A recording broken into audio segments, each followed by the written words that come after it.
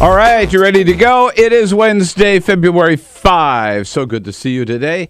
Thank you for joining us here on the Full Court Press, this Bill Press show coming to you live coast to coast from our studio on Capitol Hill in Washington, D.C., and booming out to you on Free Speech TV everywhere in this great land of ours. If you got a satellite dish, you can get us on DirecTV and on the Dish Network. And, of course, on our video stream worldwide at TawkrTV, TawkrTV, youtube.com/TawkrTV. Well, here in the nation's capital, the Senate, with a big bipartisan vote, 68-32, passed the Farm Bill yesterday. It took them 2 years to get there, but it has already passed the House, so now it heads to the White House and the Oval Office, where President Obama has said he will, in fact, sign the bill. And that bill will extend for another 5 years, so we won't have to be fighting that battle over and over again. Meanwhile, the Congressional Budget Office, independent CBO, yesterday issued a report on the Affordable Care Act saying that 8 million jobs have been created since the bill became law almost 4 years ago, which means it has not cratered or destroyed or tanked the economy the way Republicans argued that it would. They also report that because people can now get health insurance independently without having to depend on it at their job, some 2.5 million Americans may choose to work less time, may choose to opt out of a 60-hour work week, for example, in order to work fewer hours and still get health care. Republicans say that is terrible. Democrats say, hey, that just means giving workers more choice. And, of course, Republicans don't like giving people choice about anything.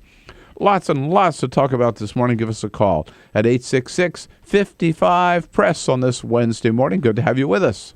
This is the Bill Press Show.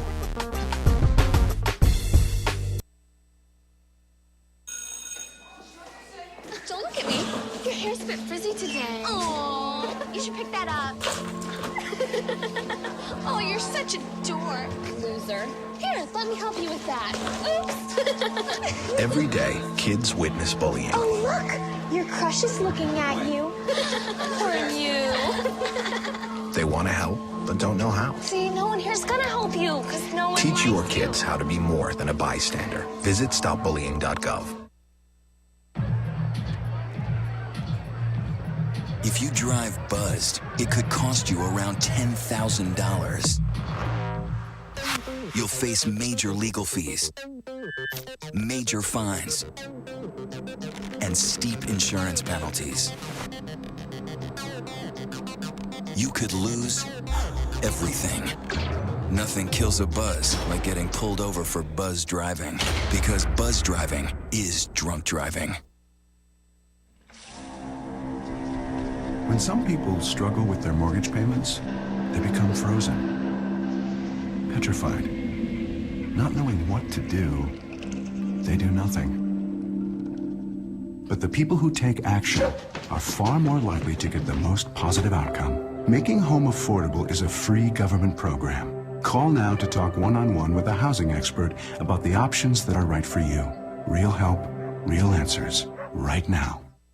Here at the GED Pep Talk Center, we have pep talkers standing by to get you motivated for your GED diploma.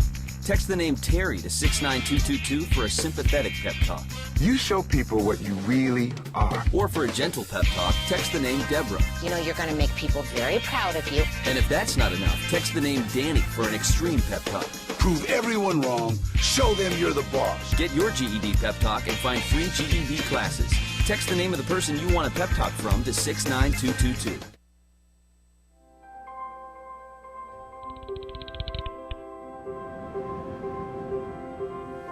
Did you see the world differently?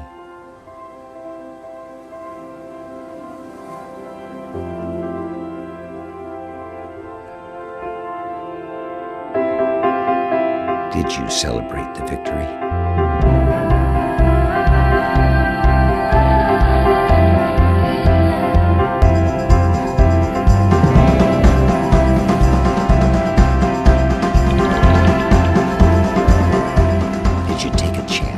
So today, I state clearly and with conviction America's commitment to seek the peace and security of a world without nuclear weapons. Did you stand up against our greatest threat?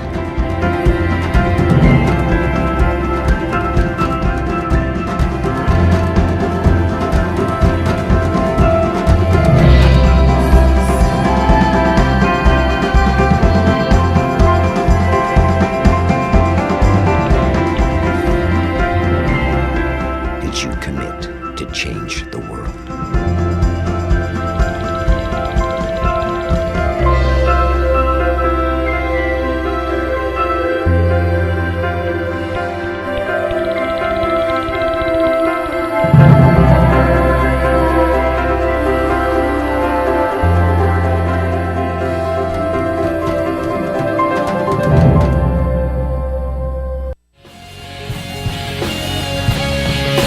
This is the Bill Press Show. Congressman Pete Sessions from Texas says it would be immoral to extend unemployment benefits for the long-term uninsured. He's got that ass backwards. It's immoral not to extend them. Good morning, everybody. What do you say? Wednesday, February 5. So good to see you today, and good to have you part of the program as we kick off the next 3 hours of our town hall of a Wednesday morning. Our chance to bring you up to date on what's happened since the last time you tuned in. Your time to tell us what it all means to you and to your family and to your community here. That's why it's good to have you with us this Wednesday morning. We are coming to you from a cold, rainy, and icy nation's capital, with some snow around the capital. Didn't hit the capital here itself. But winter continues, and more lying ahead over the weekend. Of course, what we're experiencing here is nothing compared to what a lot of you out there in the Midwest particularly, and the upper Northeast are experiencing. Hope you're surviving, staying warm, staying safe, and get ready again to buckle up and run through the news of the day with us this morning. You can give us your comments by phone at 866-55-PRESS. You can send us your comments on Twitter or on Facebook. On Twitter at BP Show and on Facebook at facebook.com/Bill Press Show. Here we are on your local progressive talk radio station. Here we are on Free Speech TV, Direct TV, or the Dish Network on your satellite and a satellite dish. And here we are also on our video stream, global, worldwide, at youtube.com/TawkrTV. And if you tune in, you will see here and listen here to Peter Ogburn and Elisa Murphy. Hello, hello, hello. Hey, hey, hey. Good morning. Middle of the week. Almost there. Hump day. It's hump day. Downhill Boy, from, am I tired. Downhill from here. Huh? Alicia Cruz has got standing by to take your calls. Keeps her busy, all those calls. And Cyprian Bolding with his hands full just to make us try to make us look good on the That's video a tough cam. Job. It is tough. It's a real challenge. It really is tough. Well, we have 18 members so far of the House, 10 Republicans, and 8 Democrats who have announced that they're retiring from the House. But as they decide to hang it up, there are some others out there who decide to pick up the torch and take their place. Big announcement yesterday down in North Carolina. Young Democrat, you've heard of him before. Clay Aiken put out a video making it official. I'm not a politician. I don't ever want to be one. But I do want to help bring back, at least to my corner of North Carolina, the idea that someone can go to Washington to represent all the people, whether they voted for you or not. And maybe we can play a small part in igniting that change across the rest of our country. This is why I'm running for Congress. And in the weeks and months ahead, I'll need your help. There you go. This is not like American Idol, so Simon doesn't get to vote. No right? cameo by Simon. No cameo by Simon. Or Randy, Right. Or Paula, neither one, right. He was that was the very first American Idol, wasn't it? It was the very first season. Yeah. And he did not win. But he came in second place. But he ended up with a pretty good career. I think more people remember him than they remember who actually won the first season of American Idol. Stoddard. So Ruben Stoddard. Ruben Stoddard, right. I can you play just the very beginning of that clip again? Listen carefully here. I'm not a politician. I don't ever want to be one. But I do want to help bring back... Isn't that is Phantom of the Opera. Da, da, da, da, I'm not a politician. Da, da, da. Could be. It does sound like that. It's not. But the first 4 notes are. Yeah. When I heard that, I thought, what? He's going to sing Phantom of the Opera? Andrew Lloyd Webber is running for Congress. Andrew Webber, right. I'm Clay Aiken, here with the assistance of my friend Andrew Webber, who did the score for my video. Steps into the light. Yeah. Hey, a lot coming up here. David Jackson joins us from the White House for USA Today. Joe Cirincione, haven't seen him in a while. One of our favorite guests from the PloughShares Fund will be here to hopscotch around the world with him. All the trouble spots of the world, and President Dennis Van Roekel of the National Education Association here as well in studio, plus reporters from National Journal and BuzzFeed, and then all of you, of course, will get right to it. But first... This is the Full Court Press. Just a couple of other stories making news. We are about a week and a half away from the premiere of House of Cards Season 2 on Netflix. Yeah. Big fan of that show. Well, yesterday they made it official. You gotta be. This yesterday they made it official. They're not even going to wait for the second season to premiere. They announced they are going with a third season. Netflix has renewed it for Season 3. Netflix Chief Content Officer Ted Sarandos said that after you watch Season 3, Season 2, you'll see that you just have to have a Season 3. It's just the next natural step. I can't believe this is only the second season starting. It just seems they've been around longer than well, that. Yeah, it's totally new ground for just put them all out there all at once. Mm-hmm. So it has been out there for a while, and some of us binge watched it in 2 weeks, and then it was over. Bill Gates stepped down. Some of us also have more things to do in our day. Totally understand. Understand. Bill Gates stepped down from Microsoft, so their new CEO was announced yesterday, 47-year-old Satya Nadella, only the third CEO in Microsoft's 39-year history. They did a very interesting thing. They built a page that just said, about me, about the new CEO of Microsoft, because, he doesn't have the profile that Steve Ballmer or Bill Gates did when they were running the company. He grew up in southern India. He's a graduate of MIT, not the one in Massachusetts, by the way. He's a graduate of the Manipal Institute of Technology, one of India's top engineering schools. Yes, exactly. You're going there, as you say, you graduated from MIT, and nobody even questions it. Exactly. So there's a new documentary on Roger Ebert, by the way, that was premiering earlier this week, and his widow, Chaz Ebert, said that when he was alive, Roger Ebert said that if anybody was to play him in a movie, he hoped that Philip Seymour Hoffman. Oh, I was just thinking. Which would honestly be a very, very... right. I could see how that would work. The new documentary about Roger Ebert is just being screened right now. It's not really out in theaters, but yeah, I could see that working. All right, thank you, Peter. 13 minutes after the hour. Big news yesterday at the briefing, and big news overall. And just about the lead news on the news last night and the papers this morning, which is the Congressional Budget Office report yesterday, taking a look at the economy in general, and also taking a look in particular in what they now refer to as Appendix C, a special look at the Affordable Care Act. And it's very, very interesting. First of all, there were two parts to the report. The first deals with the economy in general, and what the Congressional Budget Office, and by the way, just a quick sidelight, the CBO is an independent office in the Congress that works for both Republicans and Democrats. And if there is anybody in this crazy quilt pattern, of interest here in Washington, D.C., that is right down the middle, just as honest as the day is long, it's the CBO. They've never been accused of having any partisan bias one way or the other, except by maybe once in a while by some extremists. But if there's anybody you can trust in Washington, it's the CBO. Okay, having said that. So they take a look at the economy, and they point out, as Jason Furman, the president's head of his economic advisors, was with us at the briefing yesterday, noted, that since the Affordable Care Act has been law, 8.1 million jobs, this is the last 3 years, 8.1 million jobs, new jobs, private sector jobs have been created.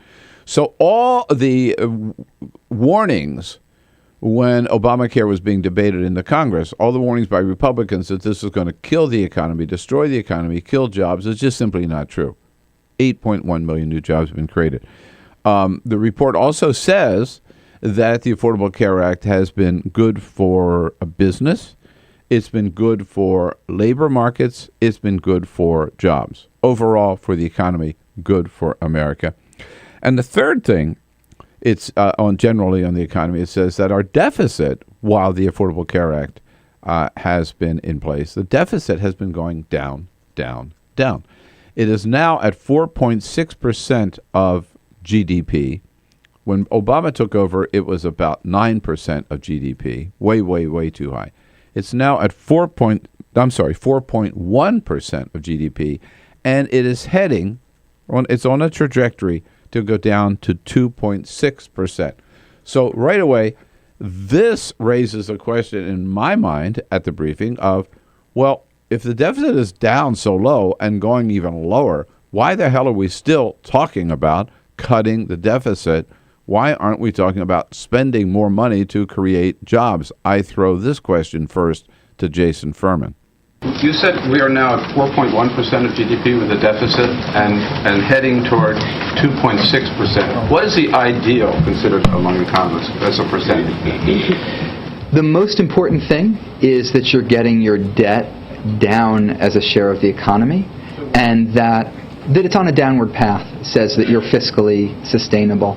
And deficits under about 3% of GDP are generally consistent with getting your debt down. So you get down to about less than 3%, which is what I knew, by the way, ahead of time. I wanted to hear him say it, so then I followed through with, what about your priorities then?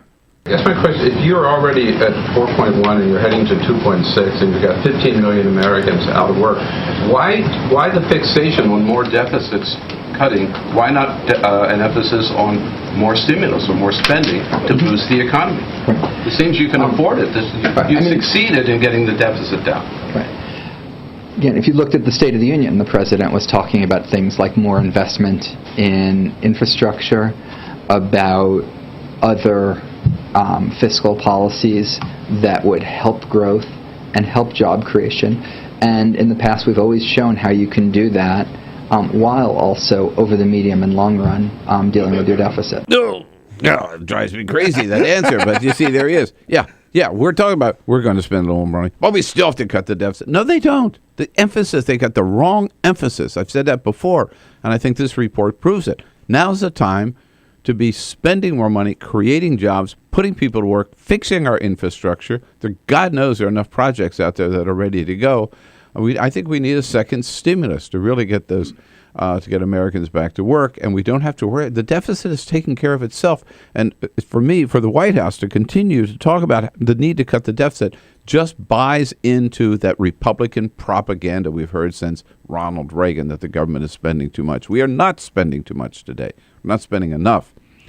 Number one, on the CBO. The second side of the CBO is they reported that now Americans have access to health care, that they don't necessarily have to depend on their job to get health care, that some up to 2.5 million Americans may choose to work fewer hours, or to get a different kind of job because they can get health care either through Medicaid, if they qualify, or through the private sector with a government subsidy, if they qualify. But they have more choices under the Affordable Care Act. In other words, the phrase that was used yesterday, they're no longer job locked. They're not locked into a job. The Republicans pounced on this right away. Here is Mitch McConnell totally distorting what the report says, totally lying to the American people, which is not new for Mitch McConnell. The CBO report is certainly not pretty if you're interested in creating jobs in America. As we all know, they estimate at up to $2 million fewer jobs will be created as a result of Obamacare. That's not what the report says at all. It does not say 2 million fewer jobs or 2.5 million fewer jobs will be created. It says, read it, that up to 2.5 million Americans may choose not to work 60 hours a week, for example, not to work maybe even 40 hours a week. They may choose to work a little less, spend time with their family, work a little less, enjoy their retirement years, or what could be retirement years, work a little less, start a new business, start a little business of their own, because there are other ways of getting health care today. In other words, workers in America today, thanks to the Affordable Care Act, have more choice. And you know the word choice is a 4-letter word for Republicans, man. Choice of any kind, they don't like. I think the New York Times gets it right this morning. Their lead editorial sums up, the new law will free people, young and old, to pursue careers or retirement without having to worry about health coverage. That is a positive thing. That is a good thing. And, of course, you're going to hear Republicans who use any excuse to attack Obamacare paint this as something bad. It's not. It's something good. It is really providing Americans more options, which is what we all deserve. So this Congressional Budget Act, Congressional Budget Office CBO report yesterday, very, very important. You're going to hear a lot about it. I just wanted to lay it out for you this morning and get your comments at 866-55-PRESS. Tell me your experience. Maybe you're one of those who say, hey, now I can get health care over here. You know, I don't have to put up with all this crap and this job that I don't like and these hours that I don't like and this commute that I don't like. I can structure my life a different way. You're taking advantage of that. 866-55-PRESS. Let's talk about it on this Wednesday morning. This is the Bill Press Show.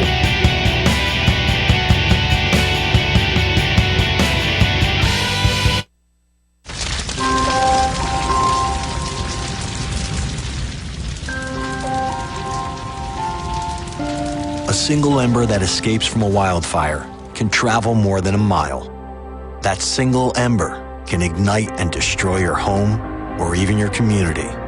You can't control where that ember will land, only what happens when it does. Get Fire Adapted now at fireadapted.org. Columbine, Virginia Tech, Tucson, Aurora, Fort Hood, Oak Creek, Newtown. Newtown, Newtown. Newtown. How many more? How many more? How many more colleges? How many more classrooms? How many more movie theaters? How many more houses of faith? How many more shopping malls? How many more street corners? How many more? How many more? Enough. Enough. Enough. Enough. Demand a plan. Right now. As a mom. As a dad. As a friend. As a husband. As a wife. As an American. As an American. As an American. As a human being. For the children of Sandy Hook. Demand a plan. No more lists of names. It's not too soon. It's too late. Now is the time. Before we all know someone who loved someone on that list. No more lists. No more. Who they might have been. No more. If we had just done something yesterday. It's time. We can do better than this. We can do better than this. It's time. It's time. It's time for our leaders to act. Demand a plan. Right now. Right now. You! Demand it! Enough. Enough. Enough. Enough.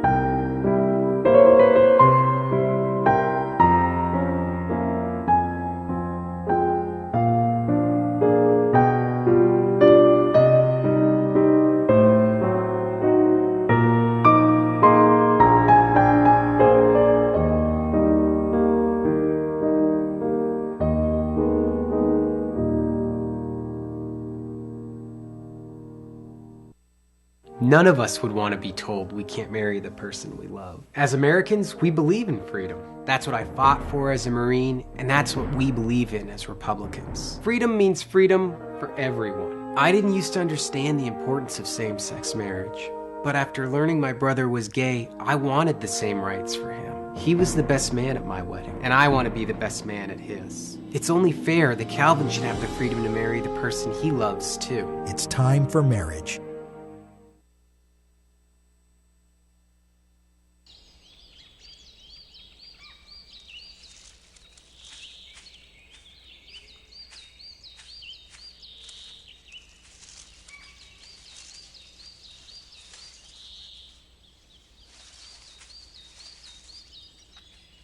At Earth Justice, we defend the environment in the courtroom. Join our fight. When you take a seat, you take a stand. Earth Justice, because the Earth needs a good lawyer. So, I'm kind of new here, but I've noticed a trend. My human does this funny thing where she goes around and gets all my toys, and then she hides them in that basket by the door. But it's always the same basket, and it's always in the same place. And then she acts so surprised when I find them, but, she's putting them in the same basket. Again. It's like, hello, that's where you put it last time. You were the worst at hide and go seek.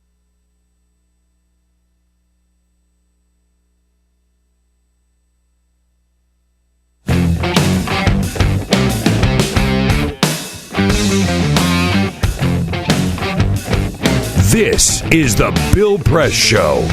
26 minutes after the hour, talking about yesterday's big Congressional Budget Office report on the Affordable Care Act.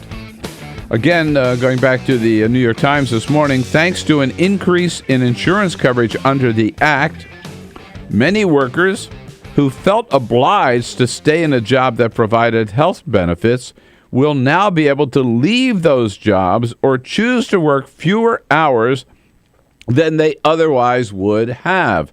Up to, they say, 2.5 million Americans might make that choice. Doesn't mean they have to. It doesn't mean they will. It just means that they will have that option if they choose to take advantage of it. Republicans say that's bad. Democrats say, what's wrong with that? Kevin, out in Chicago. What do you say, Kevin? Good morning. Yeah, hey, good morning, Bill. Hey, well, first off, as far as McConnell, it's one thing to have people think you're stupid, and it's another thing for you to open your mouth and prove it. Okay, Abraham Lincoln said something about that, right? The guy's just a pure jackass. Okay, so but anyway, again, it comes down to that old thing. We all know where this, Romney care, Obamacare, whatever you want to call it, actually emanated from.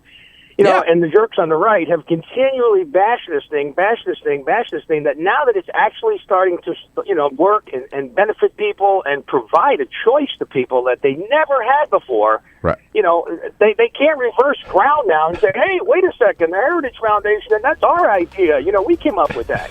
So they just continue to go down this path, okay, that shows just how ignorantly stupid they are and how ignorantly stupid the base that they cater to is. Kevin, I couldn't have said it better myself. Thank you so much for the call. Absolutely right. It's really laugh out loud funny in a sense. What they ought to be saying, you see, we came up with a good program, didn't we? You see, we have some good ideas, don't we? They're too stupid to recognize that. This is the Bill Press Show. This is my computer. This is your computer. Let's go on the internet. Let's go. Click it. Yes. Okay. I cursor in between the R and the E. Pressing down, I want you to just push the area. She's gonna love me all over again. That's it. Jamaica, here you go. Here we go. Good job. Thank you. And I did it by myself. Feel smarter. So, I'm kind of new here, but I've noticed a trend. My human does this funny thing where she goes around and gets all my toys, and then she hides them in that basket by the door. But it's always the same basket, and it's always in the same place. And then she acts so surprised when I find them, but, she's putting them in the same basket. Again. It's like, hello? That's where you put it last time. You were the worst at hide and go seek.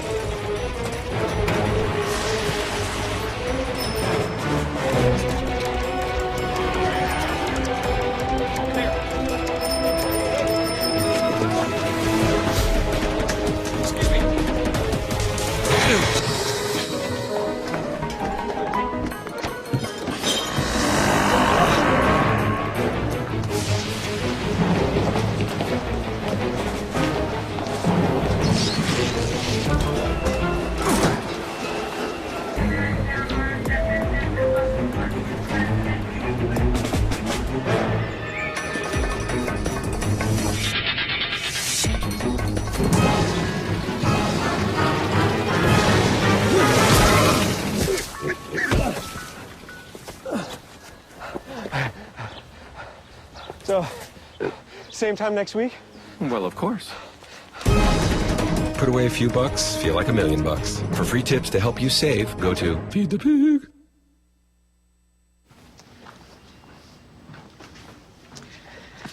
All right. I know this isn't any fun to talk about, but we should. Okay. So who's going to do what? I'll pack the dead batteries. Great. I'll only put what I don't need into a duffel bag. Perfect. That's totally unhelpful. No problem. Meanwhile, I will try to comfort everyone by speaking in a calm voice. And I'll try to get the generator going without any gas. Oh, let's not forget the cell phones, which probably won't work. Right. And who is going to handle supplies? I can forget to do a list for us. Thanks, pal. Well, I think we couldn't be any less prepared. I'm proud of you guys. Talk to your kids about who to call, where to meet, what to pack. Visit ready.gov/kids for tips and information. Hey, thanks for stopping by. You know, I followed your character since the first episode. I'm a big fan. Big fan. Thank you. And listen, your storyline, it makes for incredible TV drama. Thing is, your drug use is very adult content. Too adult for the kids. So I'm gonna have to block you. Oh, man. Yeah. Well, have a good one. You're a nice lady.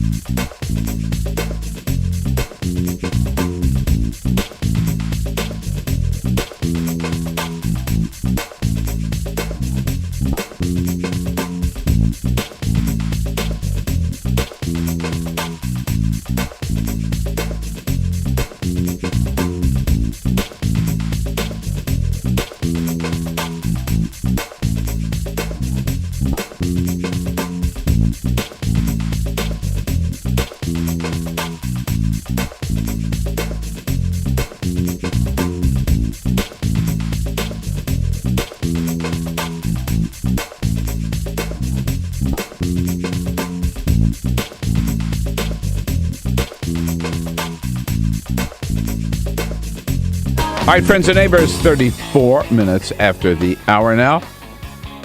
On a Wednesday morning, David Jackson covers the White House for USA Today. He was there with me at the briefing yesterday. We'll talk more about the issues that came up with the briefing. It was not just about the Congressional Budget Office report, but the president making a big pitch yesterday for connecting all of our grade schools and middle schools to the internet. Very important project and getting a lot of help from the tech companies, and that and other issues David Jackson can tell us about in the next segment. Meanwhile, I got to tell you, I saw this yesterday, a headline which you will never see, sadly, you will never see in the United States of America. Right. Here is the headline. This is out of Dublin. Headline: Ireland puts first bankers on trial since the crisis. So as we know, a couple of years after the U.S. economy crashed, the Irish economy crashed. And it was basically the same play, right? The same thing happened. You had financial institutions and bankers who were playing all kinds of funny games and selling all kinds of fraudulent products knowingly. And that started a spin. It went out of control.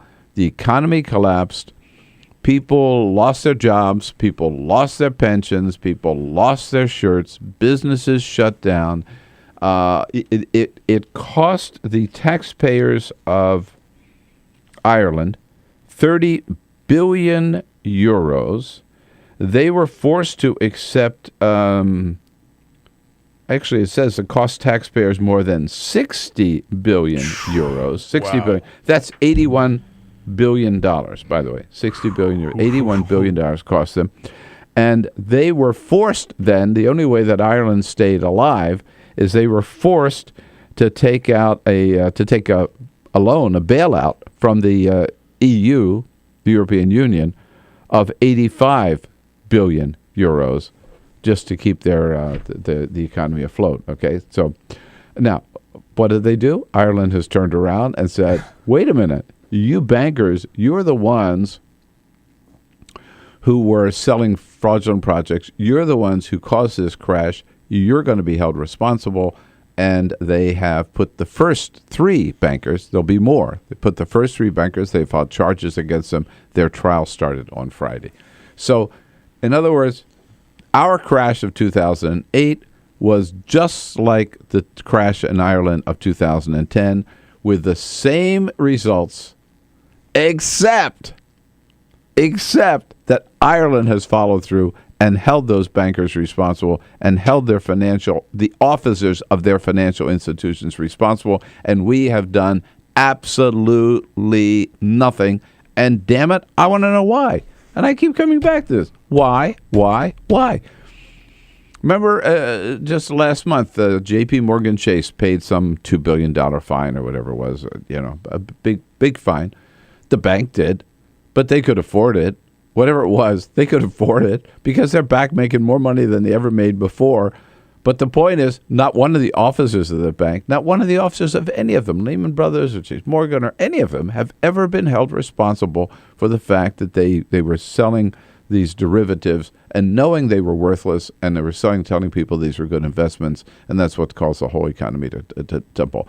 And this administration, for whatever reason, has decided, this in 2 ways. We've talked about both. One, they didn't go back and hold George Bush or Dick Cheney responsible for the war crimes that they committed, particularly with waterboarding and torture, which is illegal both under domestic law and international law. President Obama said he didn't want to look backwards. He just wanted to look forward. Remember John Conyers? We talked to Congressman John Conyers from Michigan and others who were pushing the Justice Department to pursue those war crimes. Didn't do anything. And then the other place where I think they have failed us as American consumers is they also said when it comes to Wall Street, they wanted to help Wall Street recover with the TARP, gave them tons of money.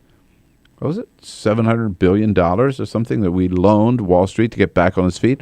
They're back on their feet. They're making more money than ever. But we never held those people who caused the crash and caused millions of Americans to lose their life savings. A lot of them are just as powerful as they always were. I remember, for us, we had a 30% hit in our investments and whatever retirement savings we had based on that crash of 2008. None of those people were ever held responsible for anything.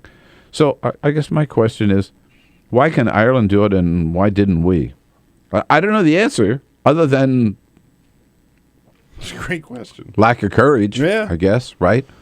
Or we're afraid to take on the banks. We're afraid to take on Wall Street. I think it sends a pretty scary message by not doing anything to Wall Street. What it really says, is that Wall Street rules, and you can get away with anything. And damn well, I believe if not one of those Wall Street tycoons goes to jail as a result of this, they'll be doing the same tricks. Just give them a couple of years, and they'll be back doing the same stuff again. Don't you think? Guaranteed. So, why? Why would they stop? It's not the first time, not the first thing that we can learn from the Irish. They've made a lot of contributions to our culture here in this country, and this is one more. And so when I saw that yesterday, I said, damn it, look at that. They are on top of it. They're doing the right thing, and we are not. Ireland puts its first bankers on trial since the crisis. I look forward to the day when we can say the same thing. Unfortunately, not for now. All right, David Jackson standing by at the White House. Take a quick break and come back and catch up to date with USA Today's David Jackson when we come back. Seen on Free Speech TV and online on TawkrTV. This is the Bill Press Show.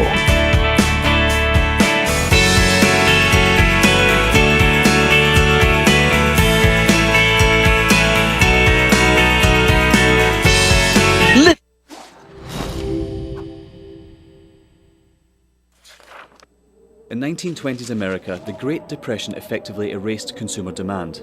Struggling manufacturers needed new ways to get people buying again. Innovative production processes like stamping and use of molds allowed them to use new materials for their designs. Products using vinyl, chrome, aluminium and plywood began appearing. American industrial designers began introducing streamlined, efficient shapes that shouted progress. Bel Geddes pioneered what we now refer to as utilitarian art. Things that had little reason to look sleek now all of a sudden did. At the 1939 World Fair featuring Bel Geddes' immensely popular Futurama exhibit, a new era of American industrial design proudly claimed to be building the world of tomorrow. Americans found great positivity in these futuristic forms. Yay. Things were looking up. American industrial designers realised that by making objects look great, people simply wanted them more. From cars to kitchen appliances, the most influential society on earth was spending money again. Mass consumption had arrived. Advertisers finally had lots to talk about. Personal taste could be expressed through the things you bought. Style became equally as important as function. Chair designers like Eames and Saarinen didn't just design seating, they created desirable lifestyles. People behind the products suddenly were stars. Everyone wanted to know who they were. Raymond Loewy was one of the shining lights of American industrial design. His face ended up on every coffee table in the nation. Toothpaste packaging promised whiter teeth. Washing powder packaging promised whiter whites. Who knew such simple household objects would shape the tastes and ambitions of an entire society? American industrial design improved America, functionally, culturally and intellectually, and exported it around the globe.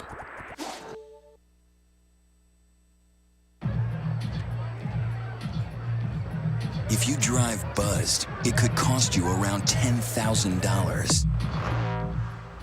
You'll face major legal fees, major fines, and steep insurance penalties. You could lose everything. Nothing kills a buzz like getting pulled over for buzz driving, because buzz driving is drunk driving. When some people struggle with their mortgage payments, they become frozen, petrified. Not knowing what to do, they do nothing. But the people who take action are far more likely to get the most positive outcome. Making home affordable is a free government program. Call now to talk one-on-one with a housing expert about the options that are right for you. Real help, real answers, right now.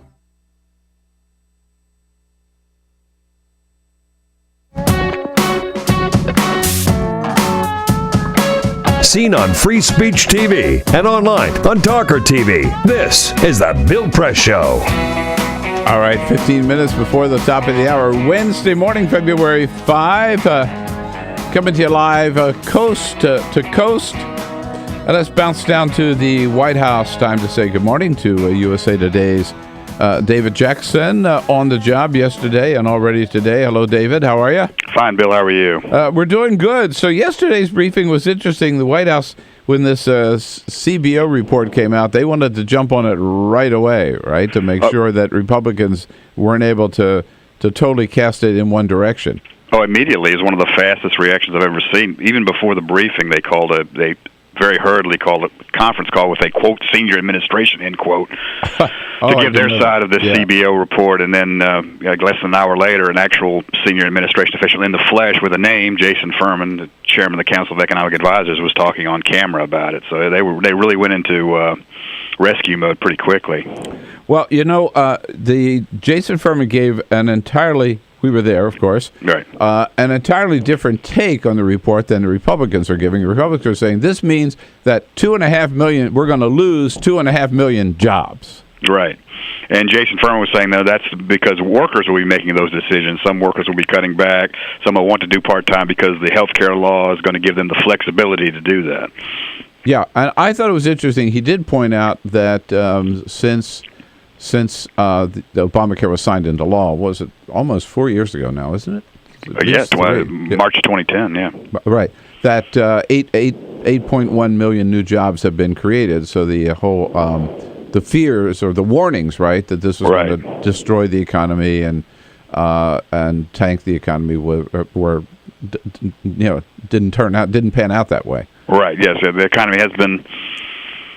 Yeah, that's one thing, and they also say that the economy is going to go to the point to where the reduction of 2.5 million in the equivalent of 2.5 million full-time jobs will be more than made up for by economic growth that will be spurred in part by the health care law. But that'll all have to play out. But yeah, you're right. It's definitely a duel of statistics here on the health care law, and I think this is something we'll have to get used to for many years.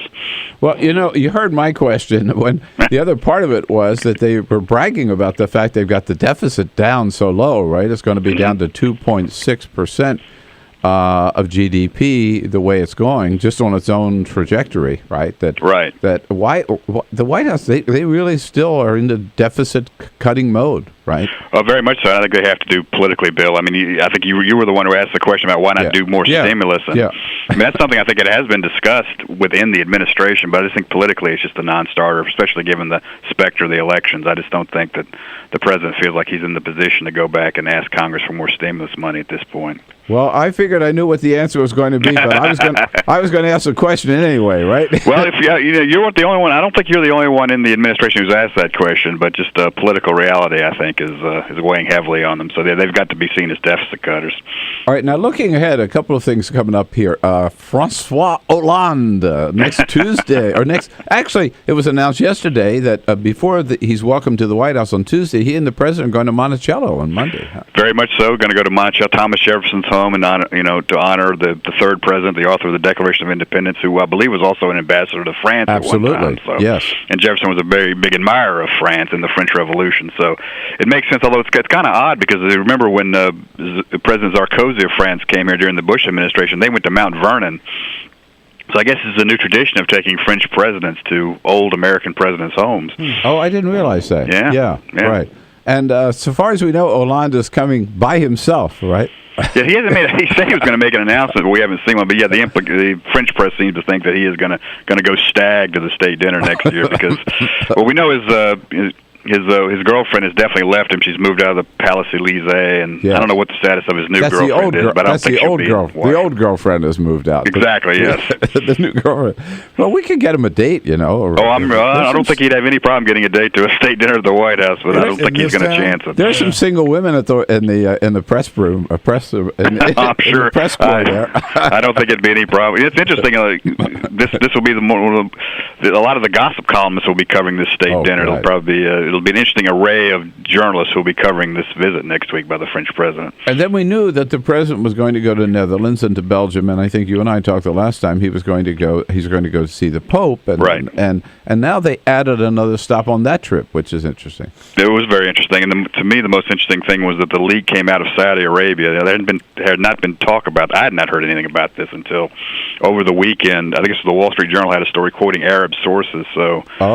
Someone in Saudi Arabia is the one who talked about that he was going to plan it. We're wondering if that was kind of a way to pressure Obama into following through on the visit. That's been denied by the White House, but it was interesting how this whole idea surfaced. It was something that had not been talked about at all publicly, and then Saudi Arabia is the one who said, hey, he's coming over here, and the White House followed through with an announcement yesterday. Well, Saudi Arabia is obviously a long-time important ally. I was wondering if it had anything to do, you go to the cradle of Christianity, and then you go to the cradle of Islam, Oh, well, that's a good point, too. Yeah, well, it does. There is some symmetry there, but I think the reason for this meeting is there's quite a bit of friction now between the U.S. and the Saudis, particularly over Iran and Syria, and I think that this is an effort to try to smooth things over. I want to ask you about. I was curious about the president's visit yesterday, David, to this middle school up in Adelphi. Right. With all the not to belittle the importance of education or Wi-Fi, but with all this, we got the debt ceiling, we got immigration, we got all these big battles, and here's the president out at a middle school. I mean, I sense a sort of lack of focus or direction right now in the administration. Am I being unfair? I don't know, fairly or unfairly. You and Bill O'Reilly, I guess. Fairly or unfairly. You're not the only person who's expressed that view, and that includes Democrats.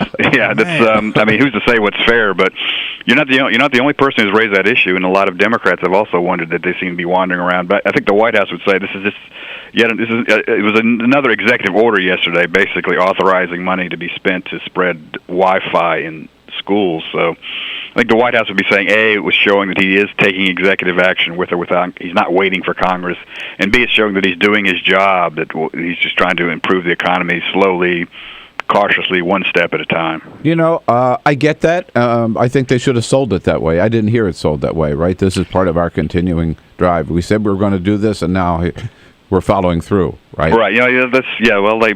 You also would be the first person to say they haven't explained themselves very well. That's been something that's going on for about 4 or 5 years now. It looks like the president. We've heard Jay Carney tell us several times, David, that they're not going to negotiate. Right? They're not going to pay ransom to get the to get an increase in the debt ceiling again. And it looks like they might get their way this time. Huh. It sure feels that way. I haven't heard a lot of static from the Hill. I mean, the only thing I've heard from Boehner and McConnell is that they're eager to get this done. I think they'll try to get at least one little thing, even if it's a symbolic thing, into a debt ceiling bill, so they can try to save face. I think that's the one hurdle we have to follow here, and then it's a question of time as to when they get this done. But I'm not anticipating a debt ceiling showdown, if you will. I mean, I guess we'll find out over the next several months. But right. The word from the Hill is that this thing's going to get done. Right, a mini showdown, but no shutdown for sure. Yeah. No, I wouldn't think so. Especially with the market going the way it's going, and that's got to have a lot of people on the Hill worried as well. Mm-hmm. Yeah, anything that's right. That would be a further tailspin in the market. And then we got the Farm Bill yesterday, which the president will sign. And he's going to make a big to-do about that bill. You know, he's going to East Lansing, Michigan on Friday. He's going to sign the bill. That's going to be a big signing ceremony. It's relatively unusual for him to go off and make a big production of a bill signing. But they're very proud of the Farm Bill. I think they're going to sell it as here's an example of bipartisan action. This is something the president and the Congress have done together. Right. You watch. They're going to say we got the Farm Bill done. Now let's do immigration. That'll be the next one. Or at least the minimum wage.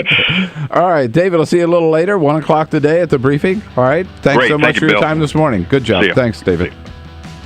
David Jackson, USAtoday.com. This is the Bill Press Show.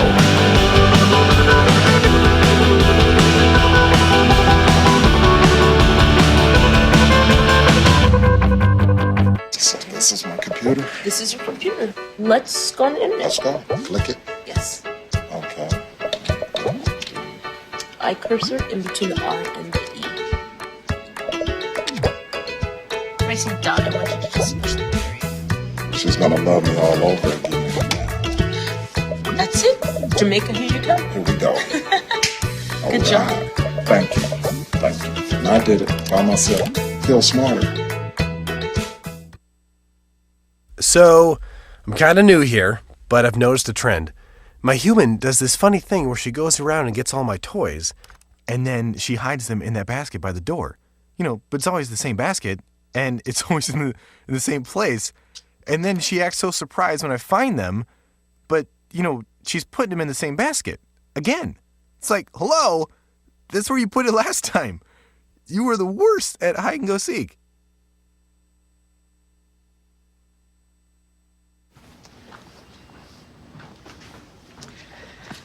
All right.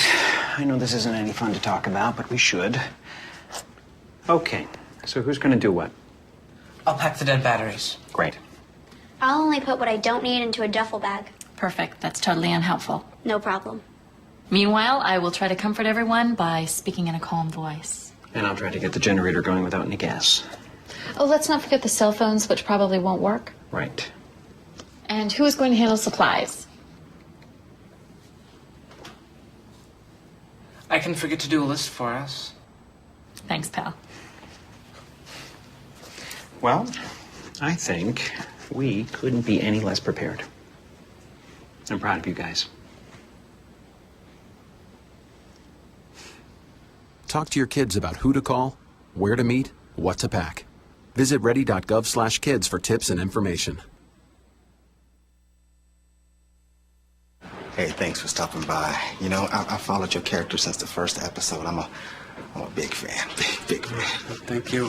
And listen, your storyline, it makes for incredible TV drama. Thing is, your drug use is very adult content. Too adult for the kids. So I'm gonna have to block you. Oh, man. Yeah. Well, have a good one. You're a nice lady.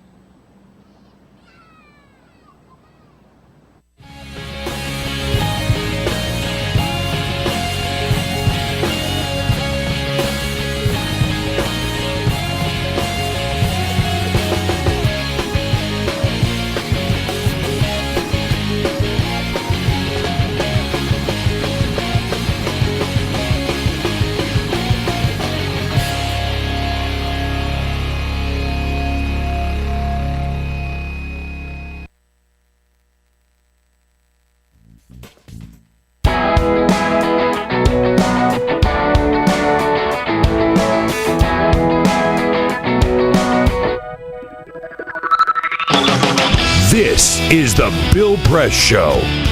Dennis Van Roekel, president of the National Education Association, in studio with us in the next hour, as well as Amy Harder from the National Journal. An interesting new report that was published in the American Journal of Public Health took a look at states that have legalized marijuana, medicinal or recreational, and found that those states have a lower suicide rate for young men. They took the data over the last 17 years, because some states have had medical marijuana for that long, and they show that for especially in young men, there's a much lower suicide rate for states that have marijuana. That is very interesting. Isn't that fascinating? Yeah. Anything on women, or it was just men? It was just men. I certainly think if you have the choice, it's a better choice. It's very short. Maybe it just means that people get that kind of relief, and yeah. This good news. Is the Bill Press Show.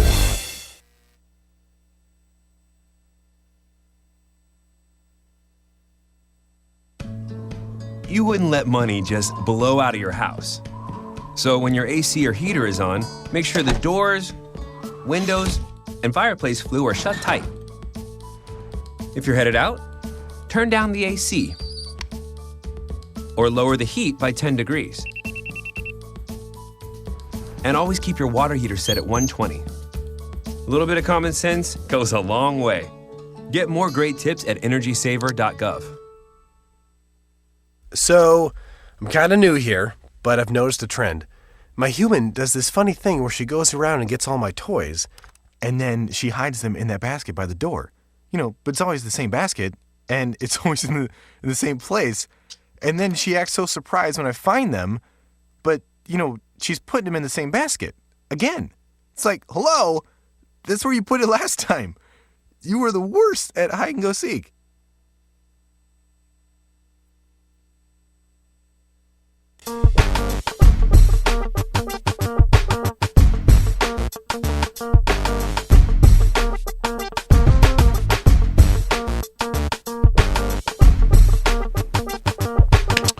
All right, you ready to go? It is Wednesday, February 5. So good to see you today.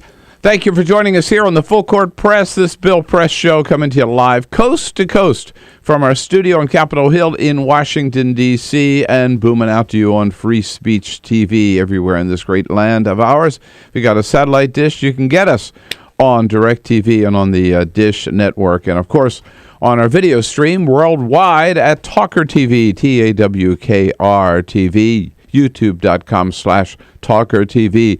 Well, here in the nation's capital, the Senate, with a big bipartisan vote, 68-32, passed the Farm Bill yesterday. It took them 2 years to get there, but it has already passed the House, so now it heads to the White House and the Oval Office, where President Obama has said he will, in fact, sign the bill.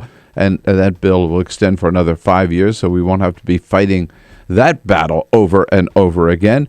Meanwhile, the Congressional Budget Office, independent CBO, yesterday issued a report on the Affordable Care Act saying that 8 million jobs have been created since the bill became law almost 4 years ago, which means it has not cratered or destroyed or tanked the economy the way Republicans argued that it would. They also report that because people can now get health insurance independently without having to depend on it at their job, some 2.5 million Americans may choose to work less time, may choose to opt out of a 60-hour work week, for example, in order to work fewer hours and still get health care. Republicans say that is terrible. Democrats say, hey, that just means giving workers more choice. And, of course, Republicans don't like giving people choice about anything. Lots and lots to talk about this morning. Give us a call at 866-55-PRESS on this Wednesday morning. Good to have you with us. This is the Bill Press Show.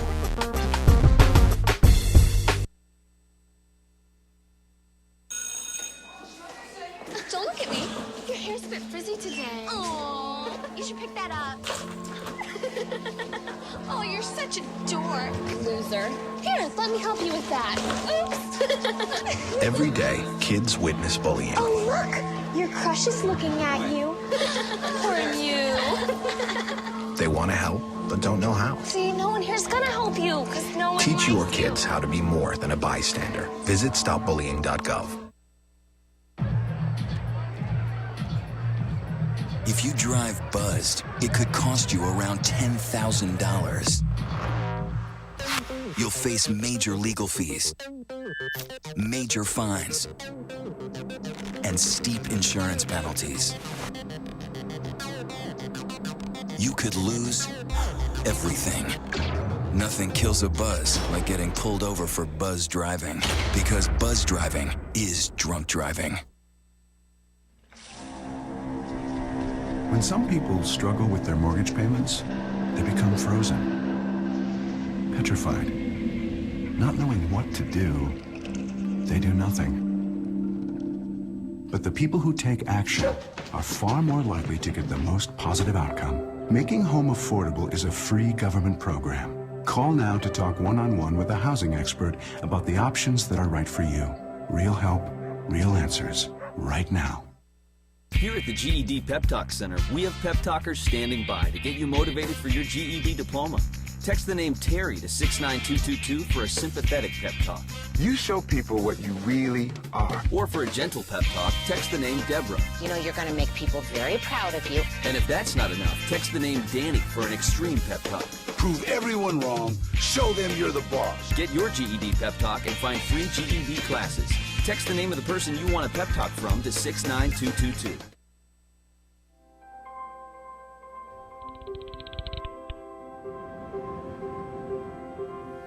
Did you see the world differently?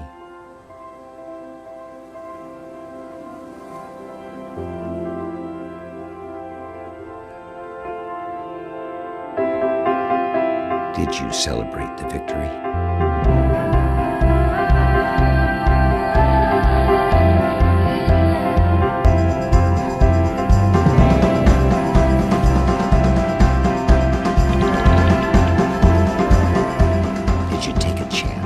So today, I state clearly and with conviction America's commitment to seek the peace and security of a world without nuclear weapons. Did you stand up against our greatest threat?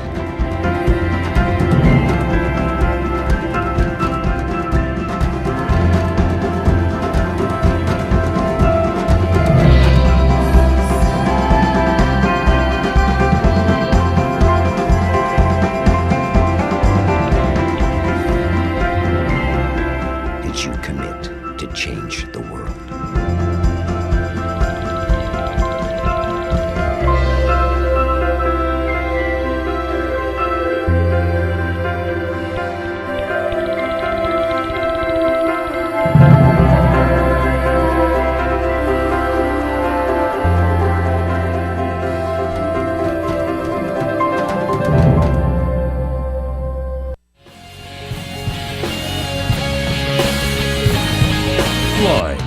This is the Bill Press Show.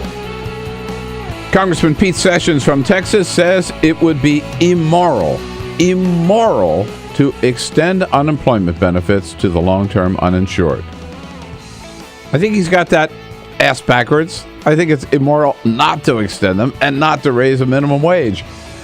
Good morning, everybody. What do you say? Wednesday morning, February 5. Good to see you. Thank you for joining us. Hope you're surviving the bad weather. Many parts of I just saw a shot of New York City, man. They have got a lot of snow up in New York City. We just have freezing rain here in our nation's capital.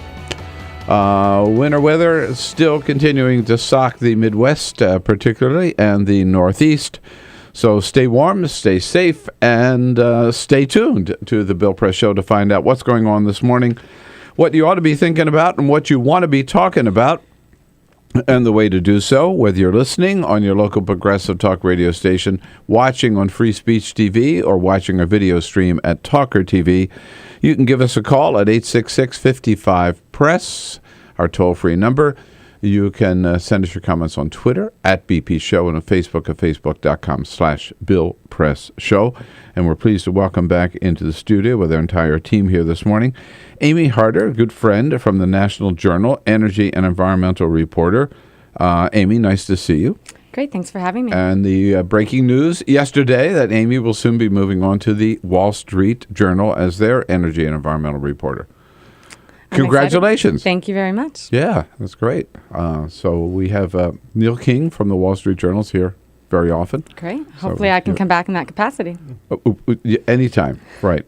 Absolutely. We like you. It doesn't matter who you're working for.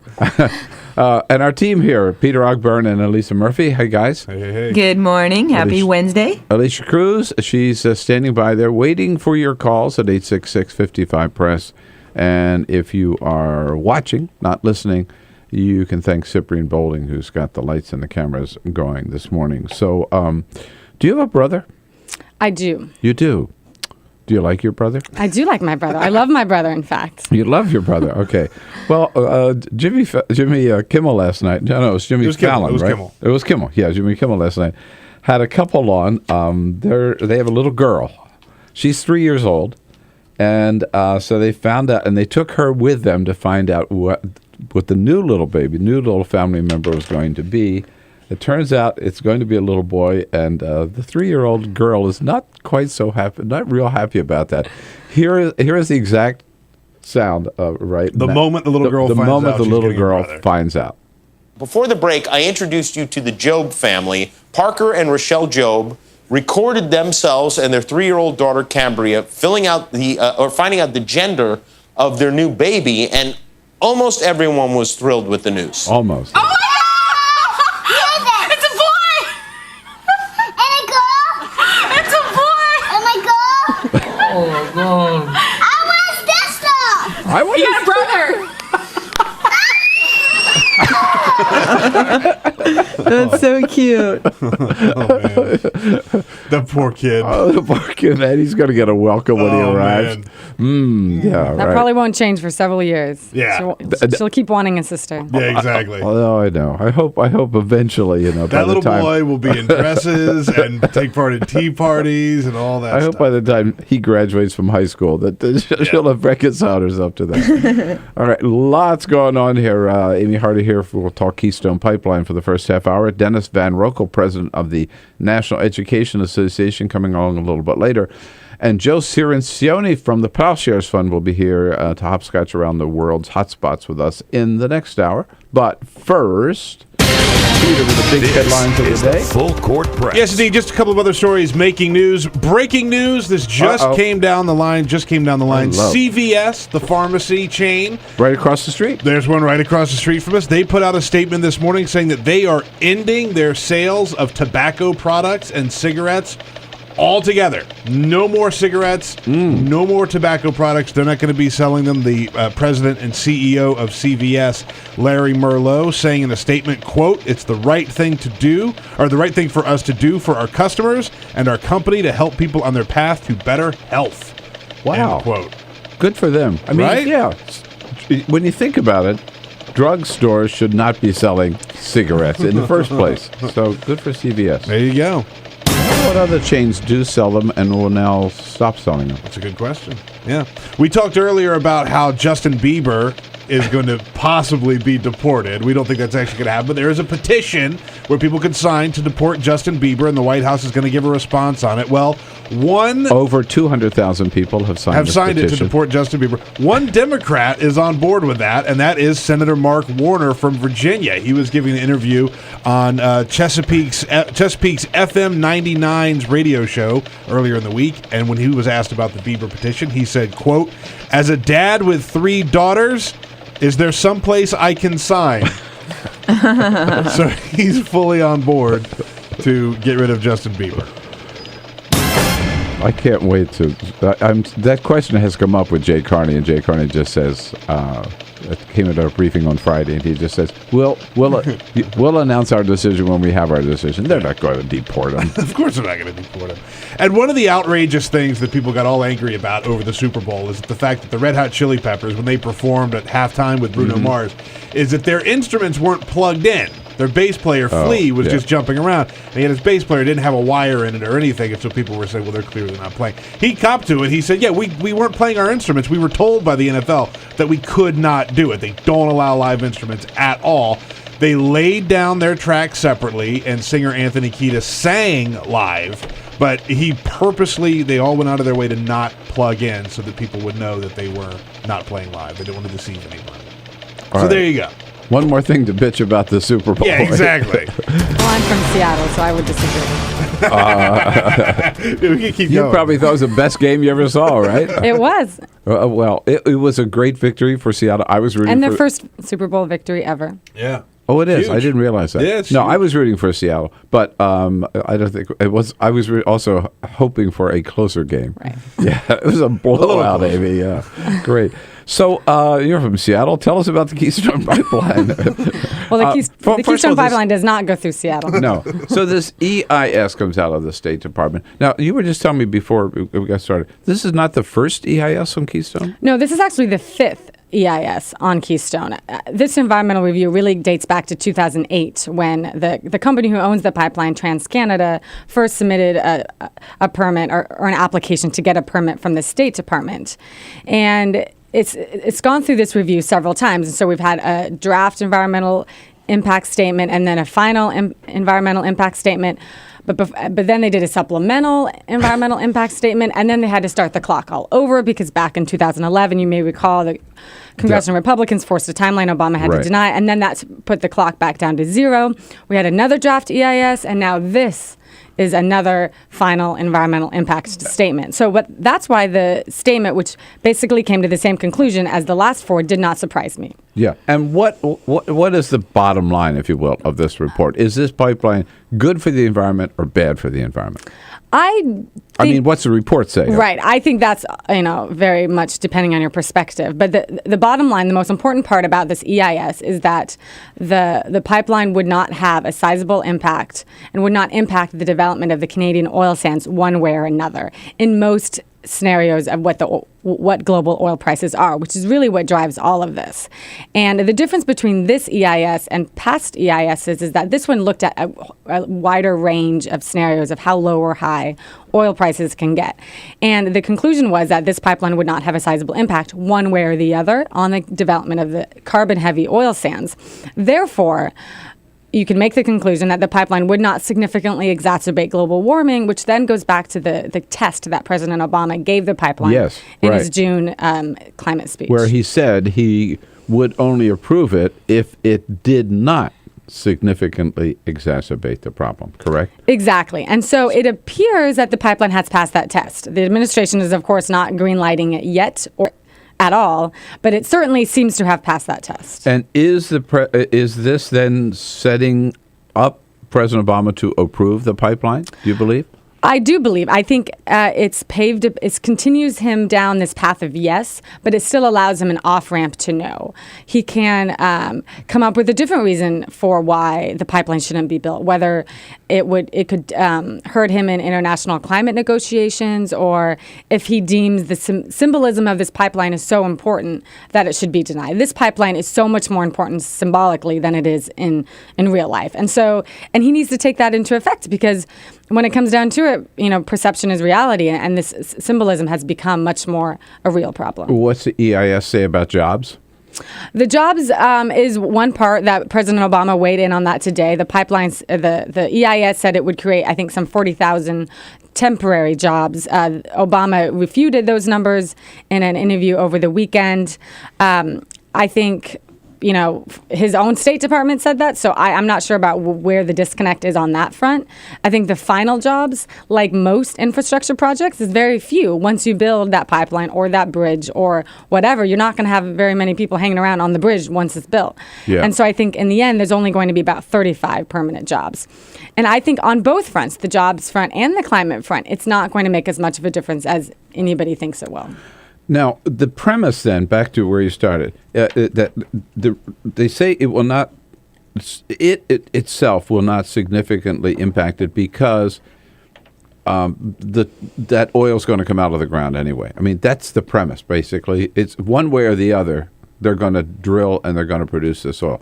Is that necessary? Do you have to accept that premise? If there is no Keystone Pipeline, how are they going to get it to market? They will get it to refinery. They will get it through rails, and we've seen... rails to where? Rails to refineries to... Where? down to the Gulf Coast. In Canada or they'll no? go from Canada to other parts of the United States, from Canada to the United States. And they'll do other pipelines. While the country has been fixated on Keystone, this other pipeline company, also from Canada, called Enbridge, has been making a killing on its own pipeline expansions. It's expanded its pipeline capacity from Canada to the U.S. significantly. And you don't need a presidential permit to expand an already existing pipeline. So if Keystone's not built, the oil will get out of the ground, just maybe not quite as quickly or quite as efficiently. And we've seen, a spat of increased oil rail accidents because there's been such a significant shift to that mode of transportation. So yesterday, of course, this has been for a long time a political football. John Boehner seldom gets exercised, but he really got wound up yesterday when he was asked, now we're getting to the end of this complex decision-making process, and Boehner basically saying, complex? What's so complex about this thing? We build pipelines everywhere in America every day. Do you realize there are 200,000 miles of pipelines in the United States? And the only reason that the president's involved in the Keystone Pipeline is because it crosses an international boundary. Listen, we can build it. There's nothing complex about the Keystone Pipeline. It's time to build it. Listen. There are pipelines all over the United States today, right? Yes, there's no doubt about that. Right. And they may be, probably are, I guess most people consider them safer than rail, right? Correct. And I would argue that the statistics would back that up. Right. But this is as you indicated, this project is complex because it crosses so many states and it is an international boundary. You just can't say, right? And so, and plus, it has assumed an importance bigger than the pipeline itself, hasn't it? I would say that this comment from Republicans and other supporters of the pipeline saying it shouldn't be so complicated, let's just build it, we're beyond that now. This pipeline is not about the pipeline. It's about Obama's commitment to climate change from the environmentalist perspective.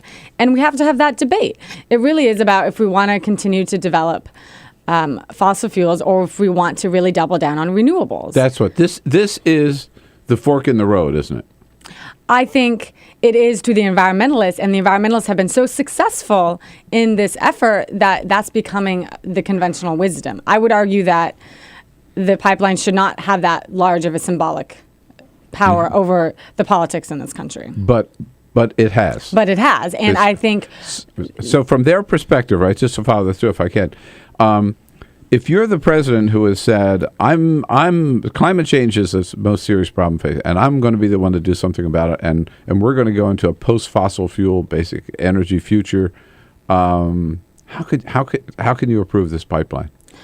Well, I think there is that perspective where you want to say, eventually we need to get out fossil fuels.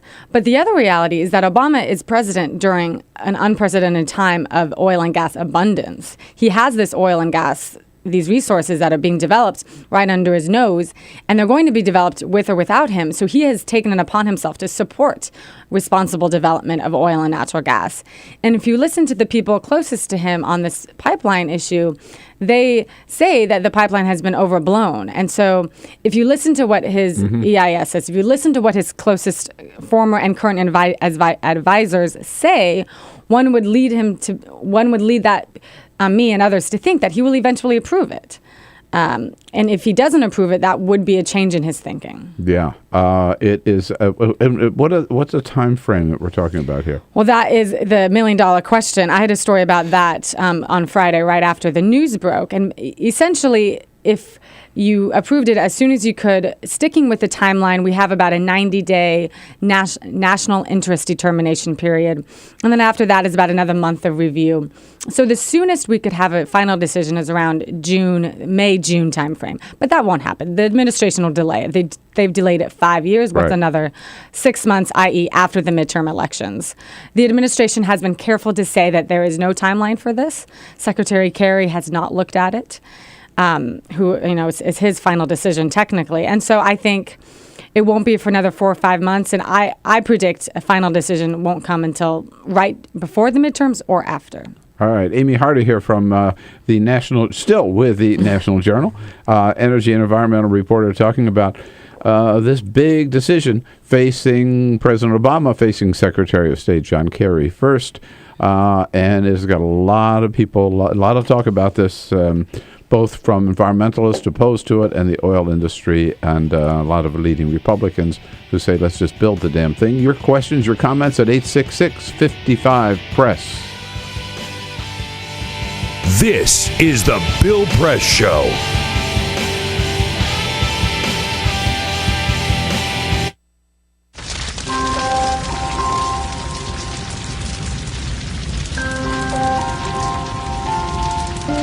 A single ember that escapes from a wildfire can travel more than a mile. That single ember can ignite and destroy your home or even your community. You can't control where that ember will land, only what happens when it does. Get Fire Adapted now at fireadapted.org.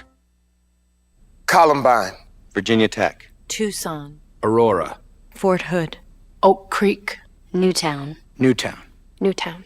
Newtown. How many more? How many more? How many more colleges? How many more classrooms? How many more movie theaters?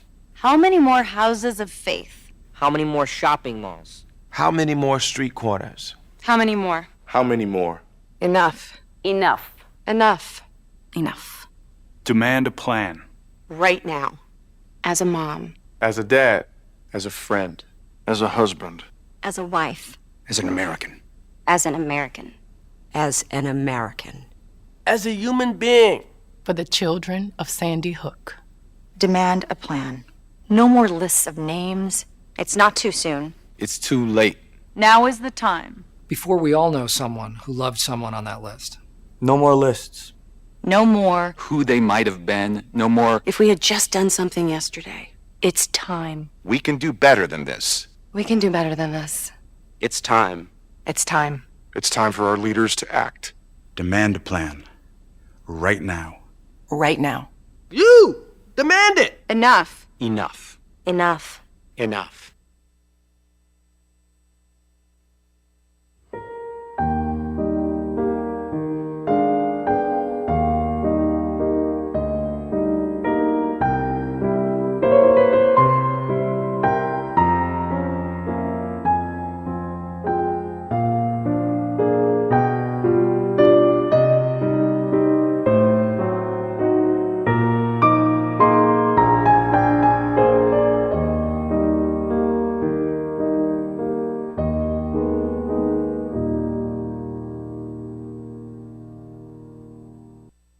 None of us would want to be told we can't marry the person we love. As Americans, we believe in freedom. That's what I fought for as a Marine, and that's what we believe in as Republicans. Freedom means freedom for everyone. I didn't used to understand the importance of same-sex marriage, but after learning my brother was gay, I wanted the same rights for him. He was the best man at my wedding, and I want to be the best man at his. It's only fair that Calvin should have the freedom to marry the person he loves, too. It's time for marriage.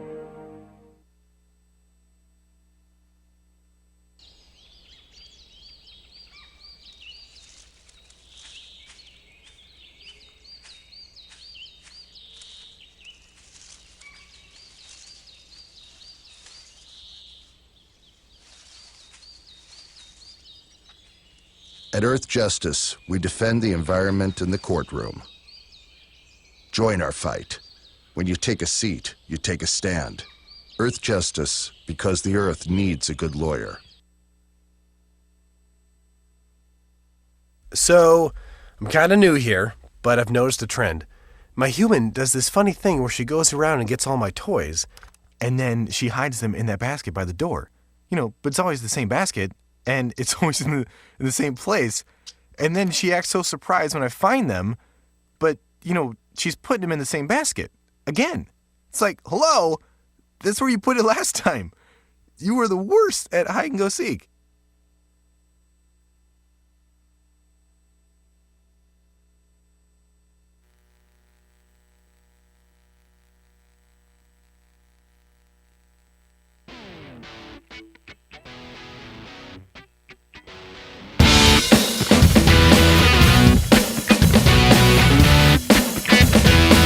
This is the Bill Press Show. Dennis Van Roekel from the National Educational Association in the next hour, in the next half hour, sorry. Amy Harder here from National Journal talking Keystone Pipeline. I guess my last question, Amy, is if this is Canadian oil and Canadian company, why don't they just do this all in Canada? Why do they have to come to the United States? Because the Gulf Coast has a lot of refining capacity, which Canada does not have. Not to get too wonky, but the different types of oil is made for different types of refineries. And so the tar sands up in Canada, the oil sands is heavier type of oil, and that is more equipped to be refined at the refineries on the Gulf Coast, as opposed to, say, the West Coast or in Canada. And so it really is just a matter of refining capacity and where they can get that oil refined. But your best guess is, and I would agree, that we will not see a decision on this, as politically charged as it is, until after the midterms, right? I think so. Some people speculate that if Obama wants to help the conservative Democrats get reelected, he could support it before the election. This I don't think so. is the Bill Press Thanks, Show. Amy. Thanks so much.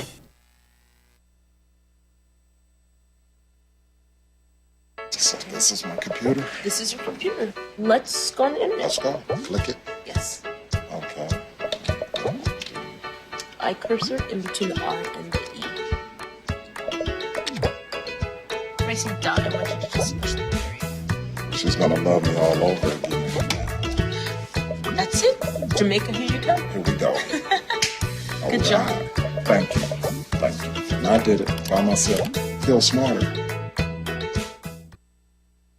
So, I'm kind of new here, but I've noticed a trend. My human does this funny thing where she goes around and gets all my toys, and then she hides them in that basket by the door. But it's always the same basket, and it's always in the same place. And then she acts so surprised when I find them, but, she's putting them in the same basket. Again. It's like, hello? That's where you put it last time. You were the worst at hide and go seek.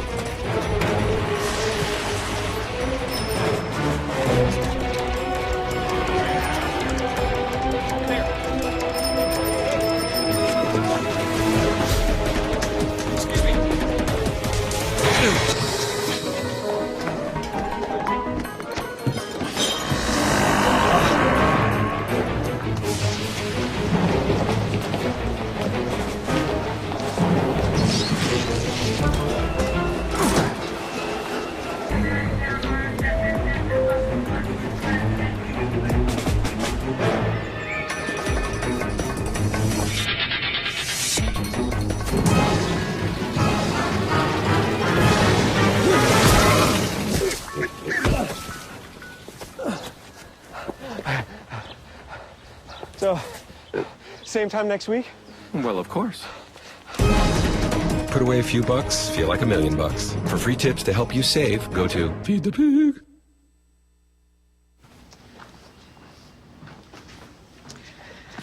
All right. I know this isn't any fun to talk about, but we should. Okay. So who's going to do what? I'll pack the dead batteries. Great. I'll only put what I don't need into a duffel bag. Perfect. That's totally unhelpful. No problem.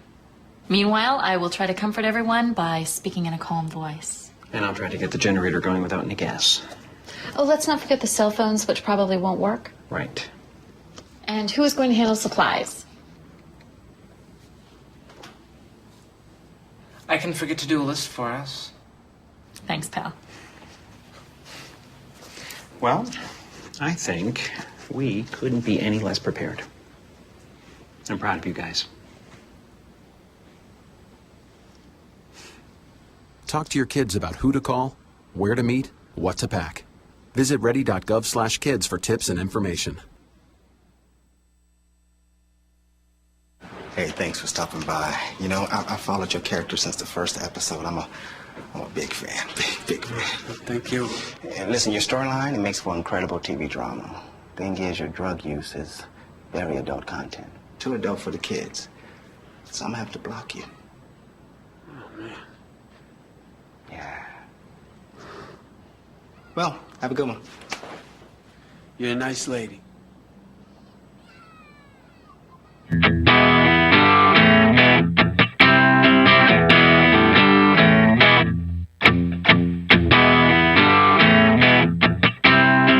On your radio, on TV, and online. This is The Bill Press Show. Here we are, 33 minutes after the hour now. It is the Bill Press Show. We are coming to you live from our nation's capital and our studio on Capitol Hill, brought to you today by the National Education Association, the good men and women of the NEA, Teachers of America, under President Dennis Van Roekel, creating great public schools for every student in America. You bet. You can find out more about their good work at their website, NEA.org, or you could just ask their president, Dennis Van Roekel, who joins us in studio. And it's so good to see you, Dennis. Good to be here, Bill. Thanks Always for coming a pleasure. back in. And again, thank you always to you and all your good members for your support of our program. Appreciate that very much. Now, I have to tell you, we've been singing your praises here, you and the Teachers of America, particularly because of the way they stepped forward in this in the snowstorms. All these stories about these kids who ended up Atlanta, Georgia, and Birmingham, and other places, having to spend the night in the schools. Who was taking care of them? The educators, Right. the teachers, the custodians, the food service workers, all the adults who work in that school. And they don't even think about it. They just do it. You know, there was a place in Indiana that the school bus drivers are actually part of the emergency response team. So one of our members was the first one back to the bus barn after delivering all the kids. And there was this big pileup on the freeway due to the snowstorm. So they sent her out there. So her bus was a place where people could go to get warm. Wait, you know, if your car was in the ditch, that's where you could go until somebody could come pick you up. And it's just part of their kind of like extended duties. It's amazing. Yeah, it really was. And some of the stories and some of the teachers that, you know, we had some sound clips of her.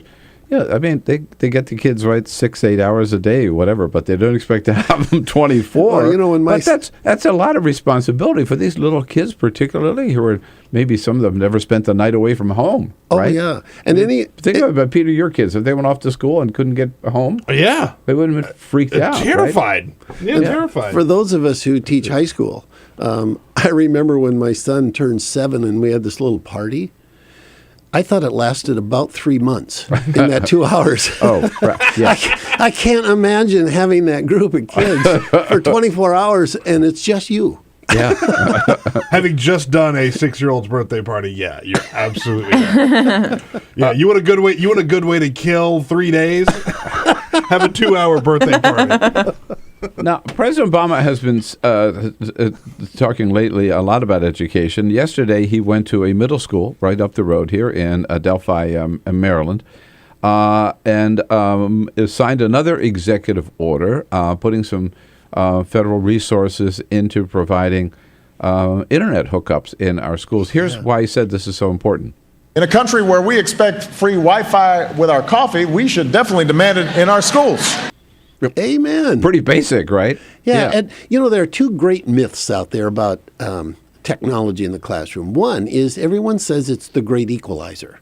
But that's true only if everyone has the same equipment. Mm-hmm. When you're still in a home with dial-up service, you are not on a level playing field with people who have more technology in their house than too many of our schools have. So that's the first myth, that you really do have to provide it for every child, or it's not leveling the playing field. The second thing it was that when we first got into technology, it was like this, once we buy the computers, then we're done. Oh, yeah, No, right. It's an ongoing investment, and it changes so rapidly.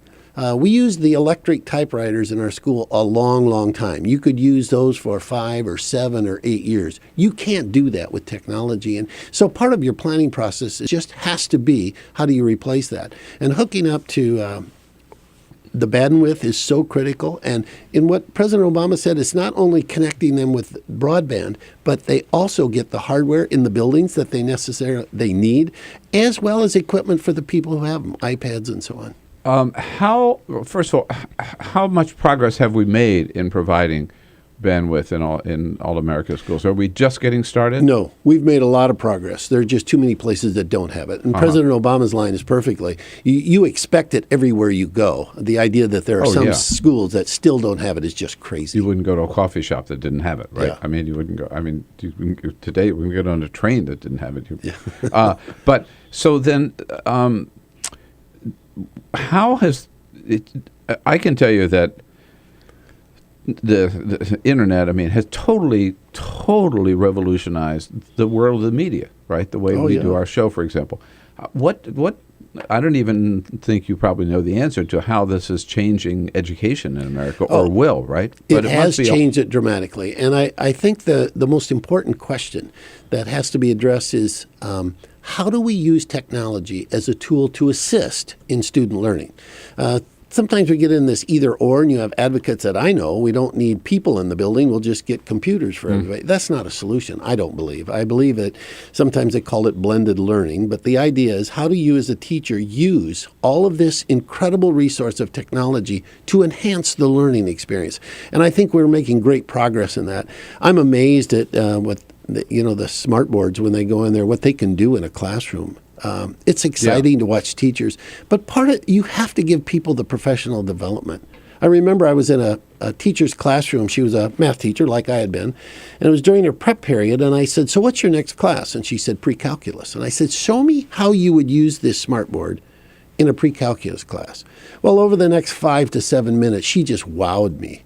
And that wasn't available when I was in the classroom. And I said, how did you learn all this? She said, well, I came in every day over the summer.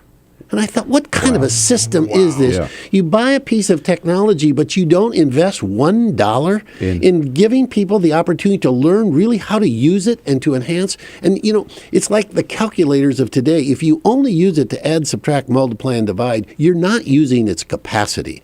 And so part of the real development, professional development, is giving these resources and then really figuring out how do I maximize my use of its capacity to enhance learning. Are we at the stage right now where if you go in a second or third grade class, fourth, fifth, whatever, in America today, that you'll see every kid sitting at his or her desk with a laptop open?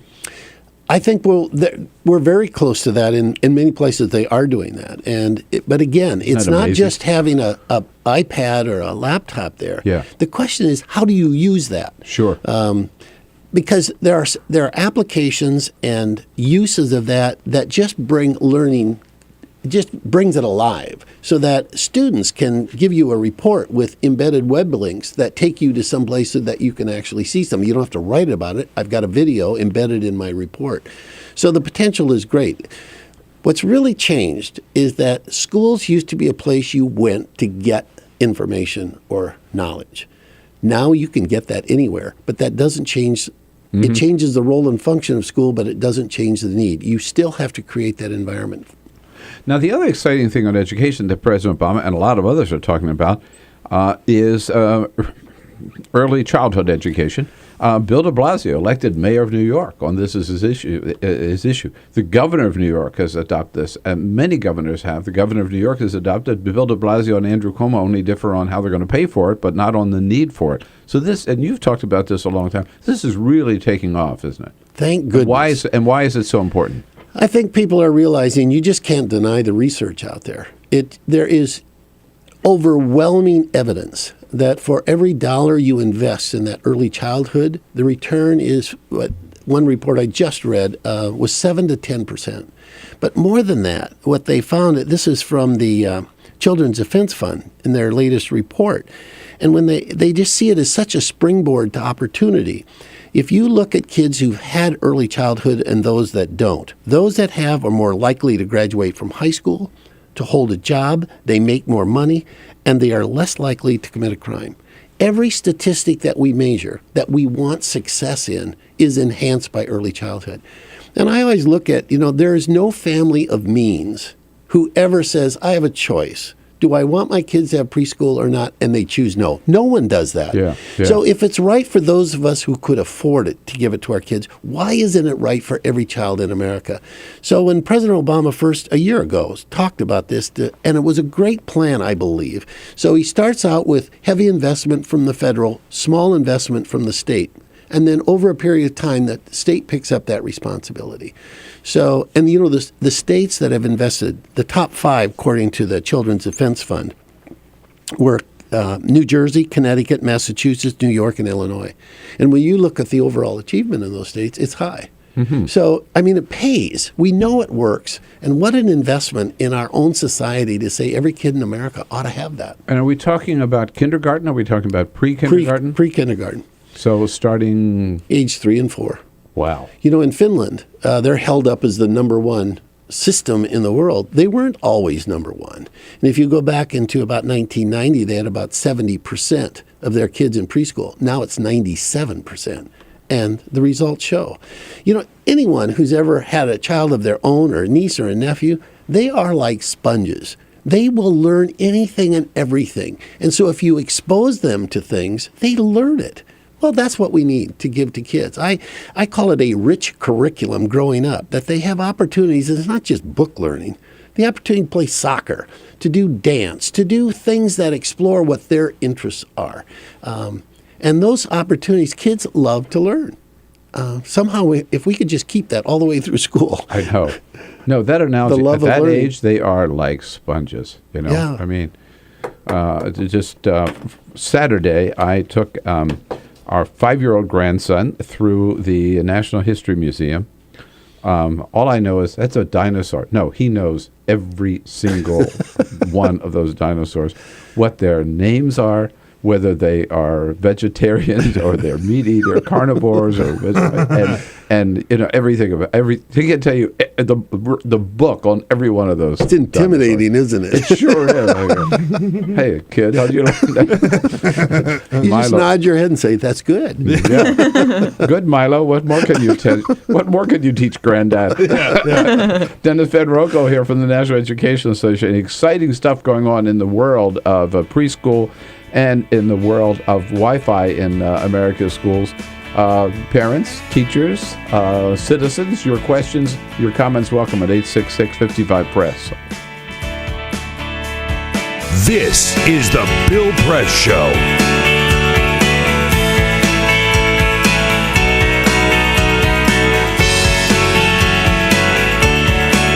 This is my computer. This is your computer. Let's go on the internet. Let's go. Click it. Yes.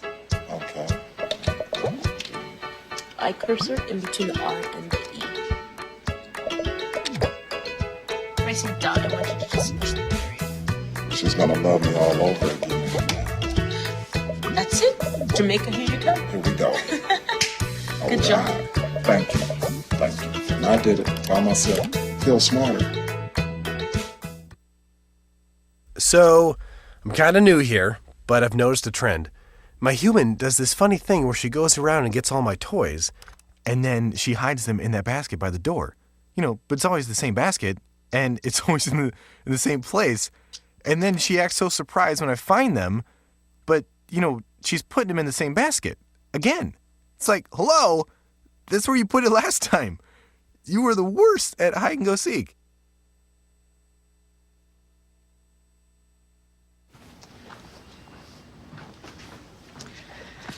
All right. I know this isn't any fun to talk about, but we should. Okay. So who's going to do what? I'll pack the dead batteries. Great. I'll only put what I don't need into a duffel bag. Perfect. That's totally unhelpful. No problem. Meanwhile, I will try to comfort everyone by speaking in a calm voice. And I'll try to get the generator going without any gas. Oh, let's not forget the cell phones, which probably won't work. Right. And who is going to handle supplies? I can forget to do a list for us. Thanks, pal. Well, I think we couldn't be any less prepared. I'm proud of you guys. Talk to your kids about who to call, where to meet, what to pack. Visit ready.gov/kids for tips and information. Hey, thanks for stopping by. You know, I followed your character since the first episode. I'm a big fan. Big fan. Thank you. And listen, your storyline, it makes for incredible TV drama. Thing is, your drug use is very adult content. Too adult for the kids. So I'm gonna have to block you. Oh, man. Yeah. Well, have a good one. You're a nice lady.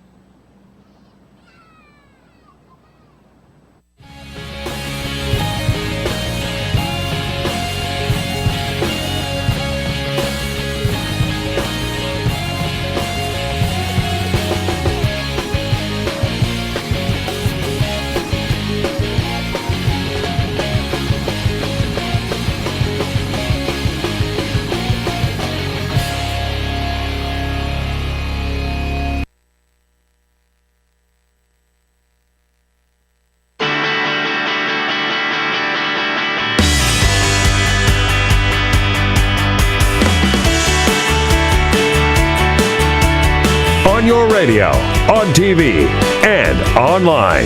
This is The Bill Press Show. 12 minutes before the top of the hour, Joe Cirincione from the PloughShares Fund, hopscotching around the hot spots of the world at the top of the next hour here. Exciting stuff happening in the field of education, America's schools, thanks in great part to the leadership of the National Education Association. President Dennis Van Roekel in studio with us right at this moment. Dennis, Maureen wants to join us if we can from up in Rochester, New York. Hi, Maureen. Good morning. Good morning. How are you? We're good. Thank you.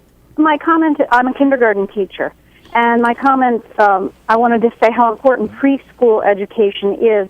A few years back, on the first day of school, first day of kindergarten, many parents are bringing their children in, and of course the bus is bringing some children in, and to get at the beginning of the school day, on the first day, it's quite hectic, and I had books scattered all over the tables for children to look at while parents came in and said hello and whatever. Mm-hmm. And one little boy who had come in on a bus came up to me with a book. I believe he was holding it upside down. I'm not quite sure now. And he stuck it up to me and he said, how does this work?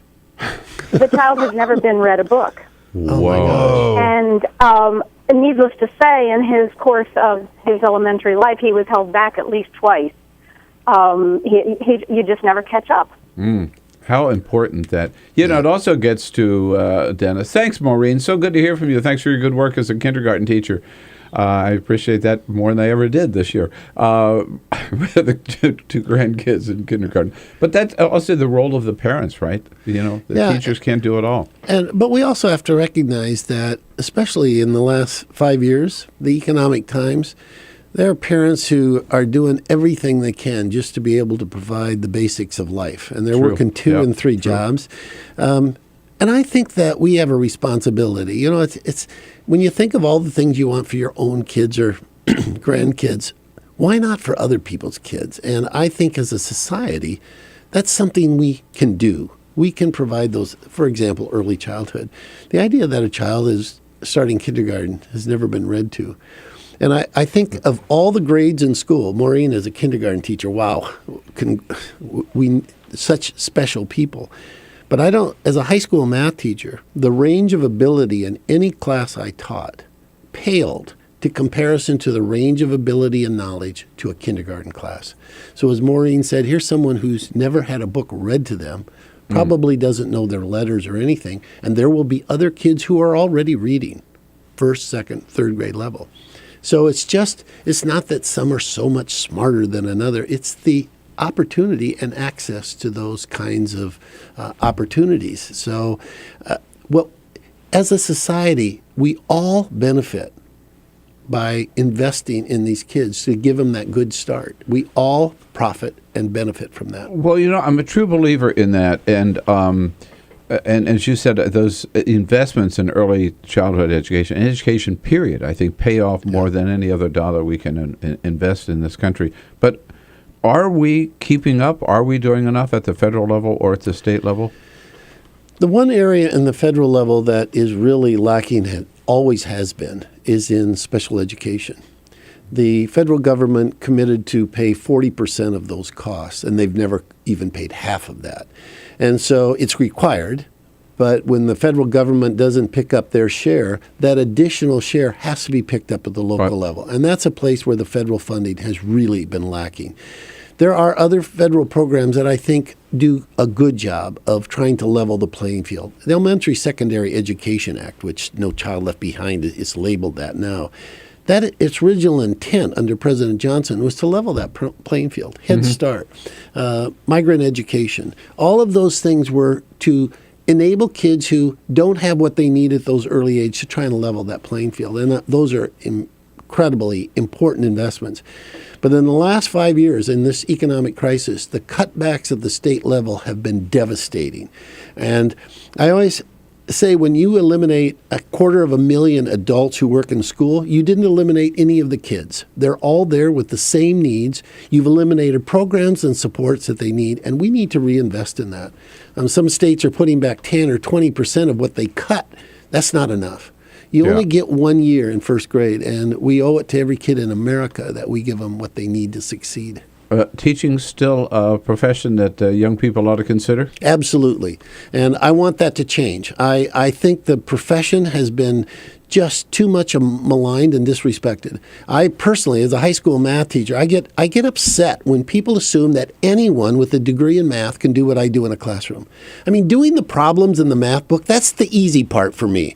In all the years I taught and all the students I had, I never failed to reach a student because I didn't know enough math. I have a master's degree in math. I know how to do all the problems. But to create an environment and figure out what the key is to turn on a kid to learning, that's the professional skill. Maureen is a kindergarten teacher. The words to spell and the math problems aren't difficult, but to create that space where kids love to learn and teach them to read and to write and all those things, that is a special gift, and it's a special set of professional skills. And the other thing I'd say is the idea that you let anyone into a classroom as the teacher of record who has not been fully trained, licensed, and certified is wrong. You can't cut hair without a license. How dare they let you teach school? Dennis Van Roekel, president of the NEA. Absolutely. You're doing the Lord's work, and the excitement of knowing you've turned that key, it makes it all worthwhile. Thanks, Dennis, so much for coming. Thank you, Bill. Right back to tell you what the president's up to today. This is the Bill Press Show.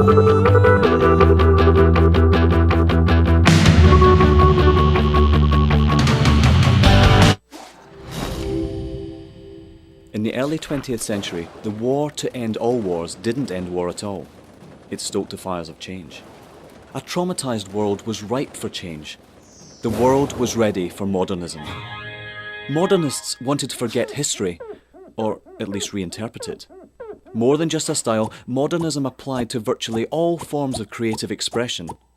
Innovative artists like Picasso, Escher, Dali, they all started looking at their world differently. Other artists tried painting light itself. These were the Impressionists. Surrealists went a bit further. We had entered the age of the isms: Cubism, Symbolism, Futurism, Constructivism. All these new modern ways of looking at the world blew people away. When it came to architecture, modernists were intrigued by emerging technology. Concrete, glass and steel featured heavily in their buildings. Modernists believed that they could design a better society. Ornamental indulgence was considered a frivolous waste of effort. They thought function should always dictate form, and that mankind's intelligence, creativity and capability for radical thinking should be celebrated. Take the Russian inventor Georgy Krutikov. He suggested an idea for a city held aloft by electrical currents. This at a time when there was barely enough wattage to keep the lights on. Not everything they designed was a resounding success. But you could argue modernism was the single most influential movement of the 20th century.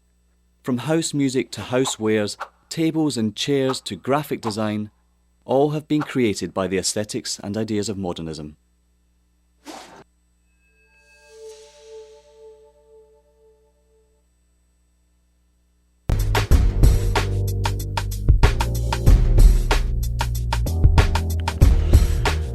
Hey, we've covered a lot of territory in these first 2 hours together here this morning, but still a lot more to go. In the third hour, Joe Cirincione from the PloughShares Fund will be joining us to to talk all the news on the international front, what's happening in Syria, what's happening in Russia, particularly Sochi, what's happening in the Ukraine, what about talks with Iran. Joe Cirincione here, and Kate Nocera from BuzzFeed, who covers Capitol Hill for BuzzFeed, will be in studio as well. Exciting third hour coming up. Stay with us.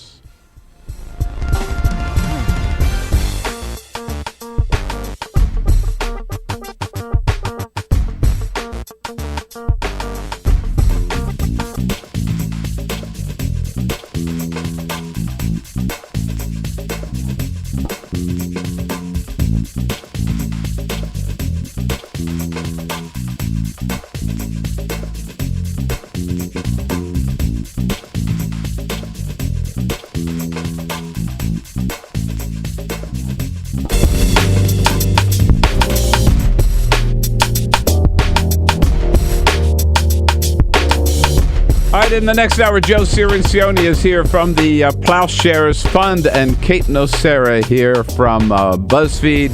We have our briefing down at the White House today at 1 o'clock with Jay Carney. I'll be there. I'll tell you all about it tomorrow. An exciting third hour coming up. Stay with us. This is the Bill Press Show.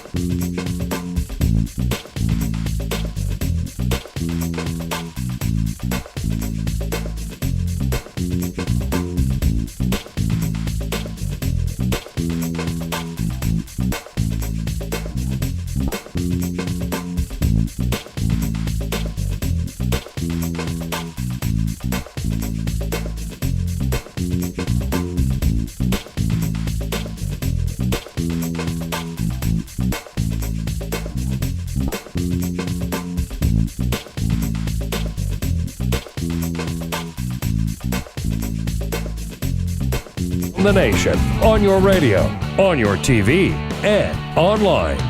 This is the Bill Press Show.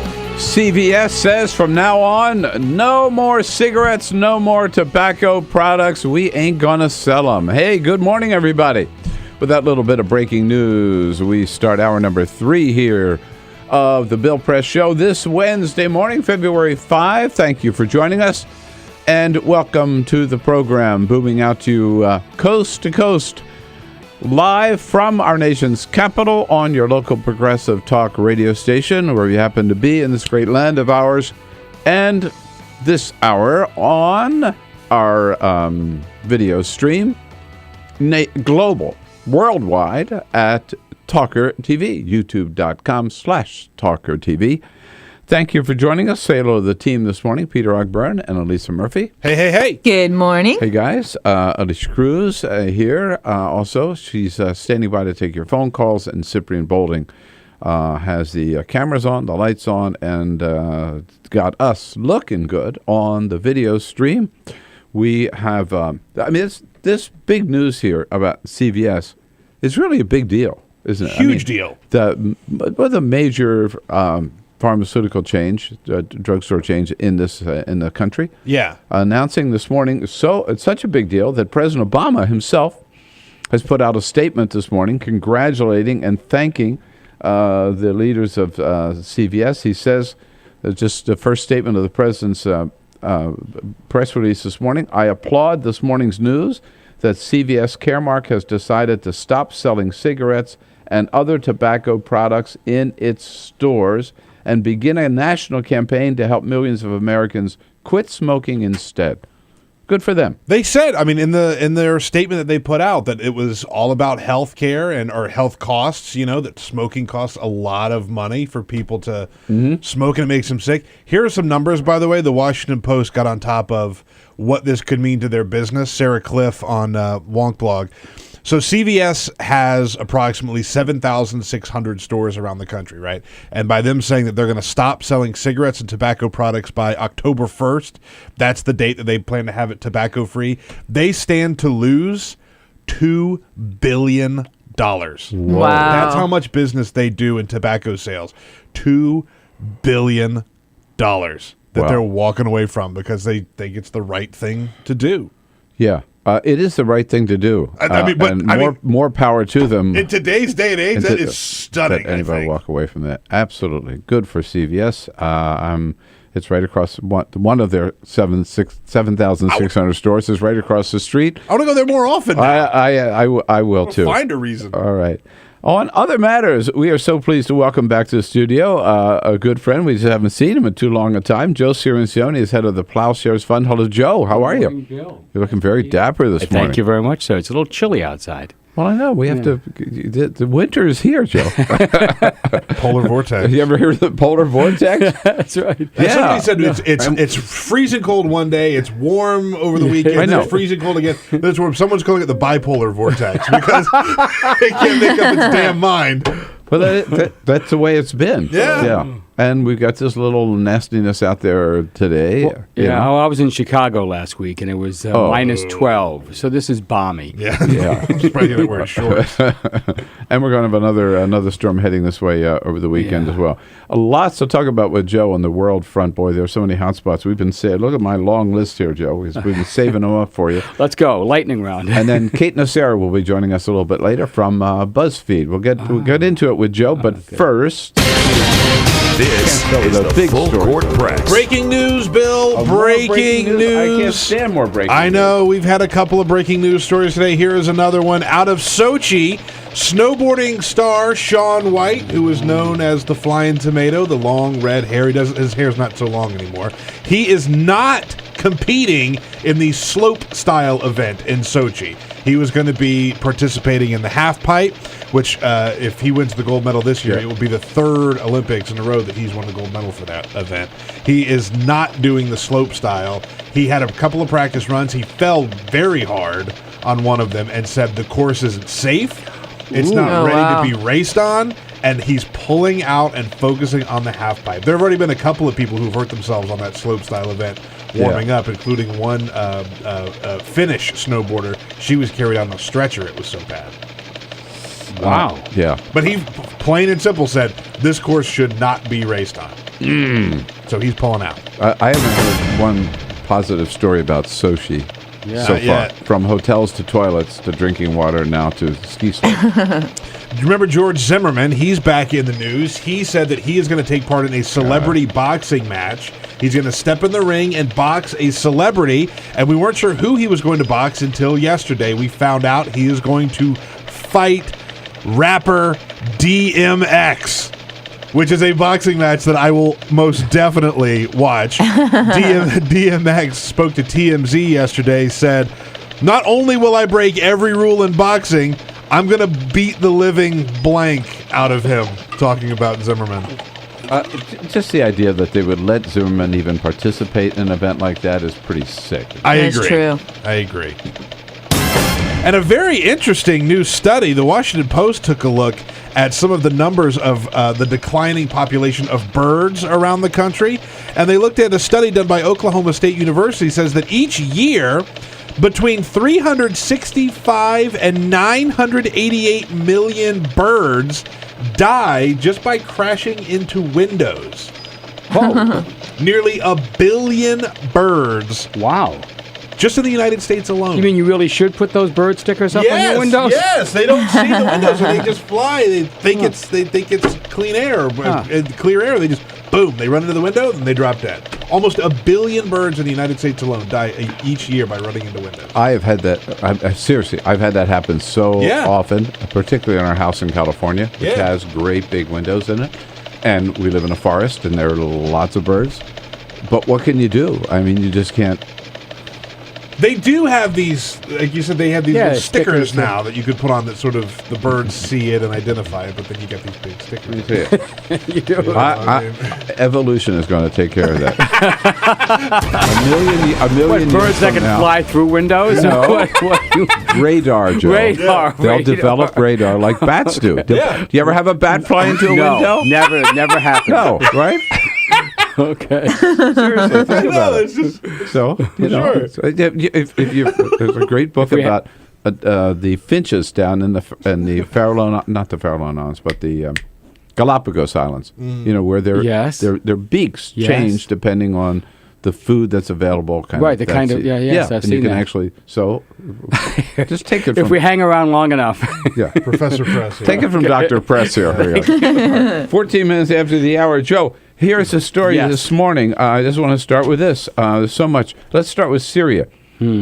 James Clapper, our big spy chief, yesterday said that Assad has actually, in the last year, strengthened his hold on power. Yes. And that this deal to get rid of their chemical weapons has actually worked to his benefit. That this has given him more time to strengthen his hold on power. So have we lost the effort in Syria? Oh, we haven't lost it yet, but we've discussed this on the show many times. This is a protracted battle, and there's no clear end in sight. Interestingly, the IISS is just out with their global study on the military balance, and one of the things they conclude is that neither side has a decisive military advantage in Syria, and really? Nor will they for at least 6 months. So increasingly, all parts of the conflict, both on the battlefield and the supporters of the various sides, are seeing this as a stalemate.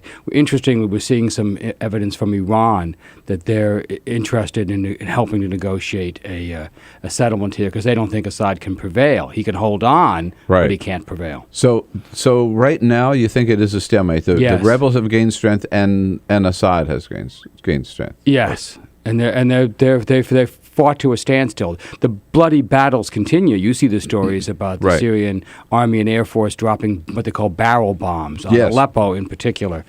So that continues. And suicide bombings continue that the rebels are launching, particularly the al-Qaeda forces are launching inside Damascus itself. Meanwhile, are the talks on Syria going forward, making any progress? The Geneva talks have ended after a week and made no progress whatsoever. They couldn't even reach agreement on allowing humanitarian relief. And you talk about getting back to the table, or if they just sort of walked away? There's plans to do so, but nothing definite yet. So it's at a stalemate. It's just completely stuck. Right. In the Ukraine, yes, a really volatile situation there. This is sort of almost like looks like the Arab Spring that has shifted to Ukraine. Where is that going? It's incredibly violent photos, but so far only 6 people have died. So that's it's a good and bad news. 6 people have died, but it's only 6 people. And you see these protesters parading in helmets and gas masks and throwing fire bombs. The government forces, Mr. Yushchenko's forces, are overmatched. They don't actually have enough troops to handle all the protesters that are out there. What's it all about? This is about basically 2 things. One, the economy, basically, but the effort by Yushchenko to side more with Russia rather than the European Union. And most of the Ukrainian population wants to go pro-Europe, and they thought they were going to get a deal several months ago, and at the last minute, the president pulled out and instead accepted a $15 billion deal with Russia, and that ignited the protests. They want less involvement with Russia, more openness with the Europeans, more freedoms that they identify with trade and involvement with Europe. Which is probably the last thing Putin wants, right? Yes. Not that Putin has any control over. Putin but he had has a combination. He He made a combination of threats and economic inducements to try to keep Ukraine in the Russian orbit. Mm-hmm. And the president, he went out on sick leave last week or something? During a part where they were supposed to be having discussions, he called in sick. I guess any president can do that. It just seemed. I'm thinking of calling in sick today. I'm not feeling all that well, but prospects. People generally expect that these protests are going to prevail, but there's no clear way to do that. The president has offered a power sharing agreement, Prague Spring, I guess, isn't it? Sort of. It is. It's a continuation of that. You remember there was the Orange Revolution in Ukraine that toppled the pro-Soviet government in the first place. This is seen as a continuation of that. The government has offered a power sharing agreement, but the protesters don't want power sharing. They want power complete. They want Yushchenko to resign. All right, let's talk Afghanistan. We'll just Well, this is very interesting. Afghanistan, yeah. I mean, so here's a headline in the Times this morning.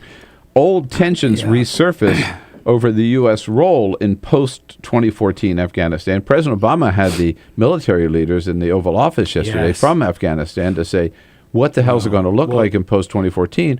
And now we've negotiated a security deal with Karzai, and he won't even sign it, right? So this is really a mess. It is a mess, and there's so many interesting things about this story. This is actually, I think, you pinpointed one of the more interesting stories today. First of all, it's a mess. 12 years into the war, the longest war we ever fought, and where are we? What do we have? And what do we gain? And so, we have billions of dollars in aid, and you see the stories that are going nowhere. Roads that we built that the Afghans don't maintain, billions that have just disappeared into corruption. Karzai that blames us for terrorist attacks, that scuttled our efforts to negotiate a ceasefire or peace with the Taliban last year. Remember, he walked out at the last minute. And now apparently he has secret contacts with them, won't sign without telling us that he's making these deals with the Taliban. So what are we doing? Who are we supporting? Why are we this guy? So you see two interesting things in the story today. One, the military itself is ambivalent about whether we should stay or not. The military had wanted to maintain, this is the Pentagon brass, wanted to maintain a large force, residual force in Afghanistan, 12,000, 20,000. They've come down to around 10,000. Now they're telling the president, hey, maybe we should just get out. And there's two interpretations of this. One, the military increasingly sees this as a losing situation, or they're trying to game the president. And this is reminiscent of 5 years ago when the military was trying to pressure the president into a surge, and they offered him just a limited series of options. Yeah. So it could be the end of this year, the troops come home as the president promised, and then Afghanistan is back to being just a tribal wasteland, right? And there'll be an extended period of chaos in Afghanistan as it sorts itself out. Yes. It's very possible that that's what happens. So isn't our best option then just to get the hell out and you've forget been saying about this a residual force? And 5 years ago, I was more with the president. Let's stay the course. This is a war we have to win. Now I'm completely on your side. This is just a loser. There are no good options. Our presence there is actually more disruptive. There's no question there's a downside to leaving, particularly on the interest of women, women's rights and girls attending school and things like this. But it's not at all clear that staying there is a solution. So I'm reading Peter Baker's book right now about Bush and Cheney called Days of Fire. It's a wonderful book, very well written, very well researched. And this happens not so long ago, right? I mean, we were all talking about this. This is where you and I met on MSNBC when we were talking about Afghanistan and Iraq. And when you read what Bush and Cheney, and particularly the president, were saying at the time about here's why we have to go in Afghanistan and here's why we have to go in Iraq. And these are going to be the laboratories of democracy. And democracy is going to will topple Saddam Hussein. Within a month, there's going to be a new government and a new democracy in Iraq. And that means democracy is going to spread throughout the Middle East. And I mean, Joe, this was crazy stuff. Well, I think it's very important. And Americans believed it. They did. There was huge support for the intervention and look where we invasion are of today, Afghanistan. 10 years By the later. way, that support has completely collapsed. The American public does not think it was worth going in. They've reassessed their opinion. 90% of the population was for it. Now, only about 40% think the war was worth fighting. So you've seen the numbers drop considerably. But it's important to remember what the doctrine was that got us in there and how wrong it was. This neoconservative doctrine that we could promote democracy on the points of our Marines' bayonets.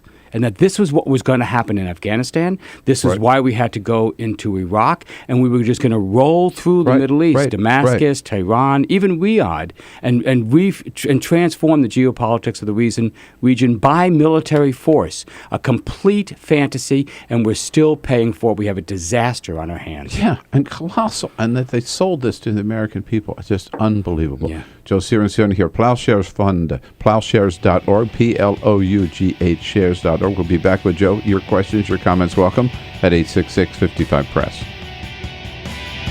This is the Bill Press Show.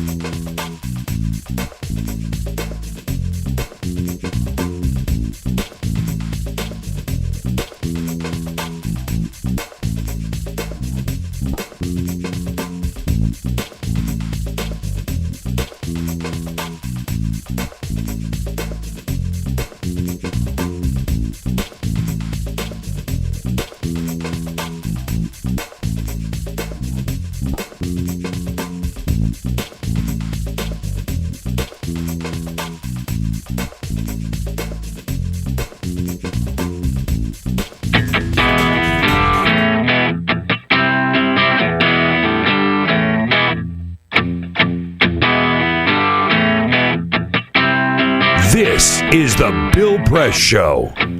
All right, Kate Nocera from BuzzFeed joining us in the next segment, next half hour. Joe Cirincione from the PloughShares Fund here right now. Joe, Iran.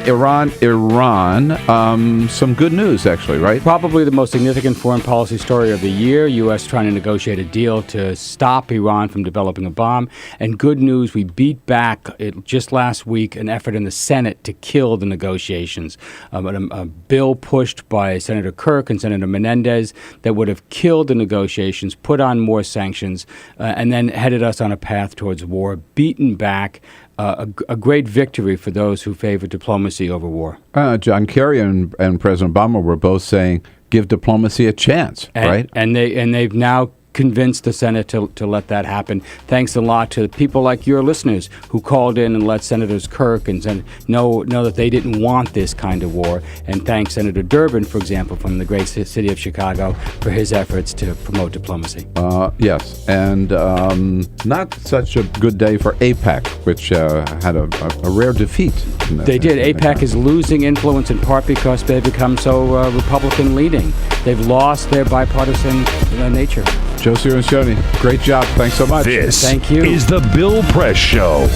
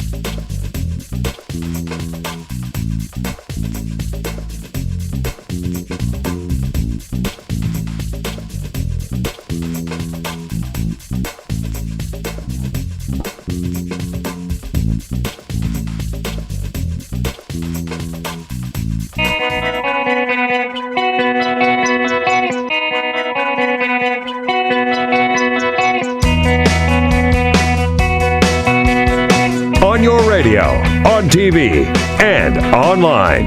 This is The Bill Press Show. Hey, 33 minutes after the hour, Wednesday, February 5. Don't look now, but Congress actually got something done yesterday. The Senate actually passed the Farm Bill, 68-32, bipartisan vote. It took them 2 years, but they got there. 3, I'm sorry. Years. Okay. Yeah. She knows, I don't. Kate Nocera covers the Congress for BuzzFeed, our guest in studio this morning. First time you've been in studio in the year 2014, so... That's right. It's good to be back. Yeah. Thank you. Good to have you back. Everything good over there? Yeah, it's good. Everyone is patting themselves on the back in a pretty big way over this Farm Bill. Well, we all, yeah, right. As if, so they did a budget deal in 2013 and now Farm Bill. Now Farm Bill. I mean, boy. What else? What else is going to happen? I don't know. I'm on the edge of my seat. But there was all this talk when they got the budget deal for what it was worth, the mini deal that it was. Everybody said maybe this glow of post-partisanship or bipartisanship will carry over into the new year. It obviously, something worked on the Farm Bill. The House passed it, Senate passed it, President said he's going to sign. In fact, he's going out to East Lansing, Michigan to make a big deal out of signing it, kind of to show, you see, we can get some things done. So what's next on the... Where's the glow of bipartisanship going to go next? I don't know, but I agree with you that there is this glimmer of bipartisan spirit, if you will, on the Hill. And I think it's going to look really small. I think what you're going to see is you're going to see a lot of sort of tiny bipartisan bills drip out of Congress that maybe don't make a huge, they're not going to be a huge comprehensive farm bill, probably not a huge comprehensive immigration bill, but just enough so people can go back to their districts and say, hey, we're not doing nothing. Look at me. I can work with my Democratic or Republican colleagues and get something done. All right. Well, the next real test is going to be the debt ceiling. Right. Already we've technically hit the ceiling, right? Now, Jack Lew, the Treasury Secretary, as they always say, we got the little fudge room here. We can, we can shift some funds around for a little while. Mm-hmm. But certainly by the end of the month, we hit the brick wall. Mm-hmm. Brick wall meaning shutting down the government. The Republicans tried this again. Right. Are we going to do that? I actually don't think so this year. Really interestingly, and I believe Robert Costa at the Washington Post reported this yesterday, that several conservative members have just said, you know what, leadership should just stop the ruse, bring up a debt ceiling, pass it clean with Democrats and however many Republicans, because that is going to be the end result anyway. And I almost fell over when I heard that because they've been spending the last 3 years saying we need to fight, but the end result is always the same. Well, I read that report, and that Costa's a damn good reporter, that apparently at the Republican retreat last week on the Eastern Shore over in Cambridge, some of the members told John Boehner, hey, look, just no games, no theater, right? Let's not, right? Just do it. The two things that are sort of floating around right now that they would attach one is a repeal of this Affordable Care Act provision called the risk corridor, which Republicans believe to be an insurance company bailout, which it's not. The function of it is to basically stabilize premiums in a new market and inspire companies to come work in an exchange where they're not sure what the risk pools are going to look like. That's one option. The other option that's been floated around a bit is approving the Keystone Pipeline, which they think they could maybe get the president on. They tried that before. But now they have this new State Department report. I don't know what's going to happen, but I think there is such a kind of forget it. Feeling like, oh, wait, no, there is actually a Democratic Senate and a Democratic president. We've done this before. We've done this many times before. Worked so well when they shut down the government. So, why don't we just do, save our energy for other fights? For the other fights, the things that really matter. Like win the Senate, try that and see maybe then you'll have a little bit more leverage there. But the other big fight, and you mentioned it just obliquely, is immigration coming up. I mean, there's no bill. Well, the Senate has passed a bill. It's now in the House. The House has got to decide what to do. But again, there are signs that they realize they got to do something. Yeah. And they're still really split on what that something is. It's clear to me, I was at the Republican retreat as well last week. It's clear to me that Boehner wants to do something, that this feels like a legacy thing, not just a Republicans need to, sort of win over Hispanics, but it's also, he would like to do something just beyond this economic crisis governing, and I think that's clear. A lot of other members sort of look at this year and say, well, it's a midterm year. Why on earth would we do something in a midterm year like this? We'll get killed in the primaries. And then you hear Greg Walden, who runs the NRCC, say we wouldn't vote on anything till after the primaries. Other members saying we'll just release principles so people sort of know where we are and not actually vote on anything. But there are totally signs that things are moving. Schumer has met with Paul Ryan several times on immigration. It could happen. I'm not holding my breath that it's anytime soon or what it looks like. If it does, it certainly won't be the sweeping immigration reform that George W. Bush proposed or that Barack Obama But there's proposed. There's enough room, and people have signaled enough, we really want to do this, that we'll give you room and we could actually negotiate something here. Now, one other thing that I find fascinating is the number of members of Congress and the Senate who have announced their resignation.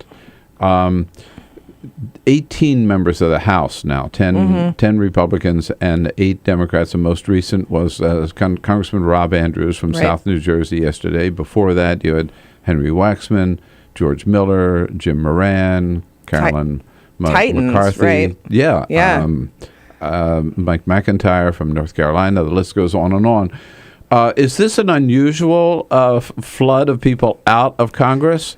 So the numbers... And why, do you think? Yeah, the numbers right now don't reflect a sort of huge amount. And in the Senate, it's about 7, by the way. I think it's 5 Democrats and a couple of This is like the Republicans. typical trend. I think the thing that concerns especially Democrats is when guys like George Miller and Henry Waxman say they're going to leave. They're ranking members on committees.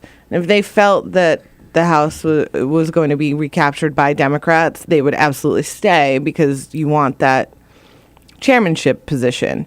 I think out front, you'll hear Democrats put on a happy face, and those are districts that will likely stay Democratic. But it's just a matter of what it stinks being in the minority. It's not fun. And if they felt like they were going to be in the majority, you would probably see them stick around a little bit longer. It stinks being in the minority, especially when you've got a Congress that is sitting on its hands, basically. Right. And a lot of the members that have stepped down have cited Congress itself as the very reason why they want to leave. Congress hates Congress just as much as the rest of us do. It's sort of a sad commentary, isn't it, on the whole institution. But as we pointed out earlier, that doesn't mean that nobody's interested in the job anymore. Right. We heard about a new candidate for Congress in North Carolina yesterday, right from the stage of American Idol. Clay Aiken, he put out a little video. Here's what it sounds like. I'm not a politician. I don't ever want to be one. But I do want to help bring back, at least to my corner of North Carolina, the idea that someone can go to Washington to represent all the people, whether they voted for you or not. And maybe we can play a small part in igniting that change across the rest of our country. This is why I'm running for Congress. And in the weeks and months ahead, I'll need your help.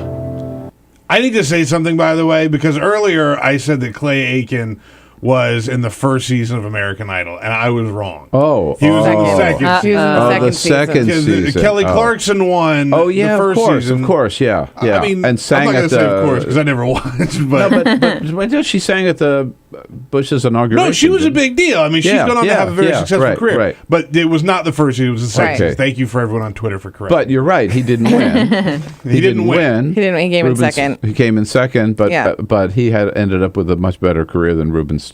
Wouldn't it be great if Ruben Studdard was running for Congress? They had a primary. Like, yeah, they get the Both battle had again. a primary. Yeah, that would just be great. bring Randy and Paul and Simon back. So he's running against Renee Elmers. Yeah. I think is who it is, and so I don't think she's very worried. I haven't. She already put out a statement and said, apparently his performing career is not going so great, and he's bored, so now he's getting into politics. Well, there it is. Well, I guess the point being though, it is a huge loss, particularly for Henry Waxman and George Miller to lose them from the Congress. Because they've been. I think in the history of the Congress, there have been few people who have gotten as much done. I wrote a column about them yesterday for The Hill.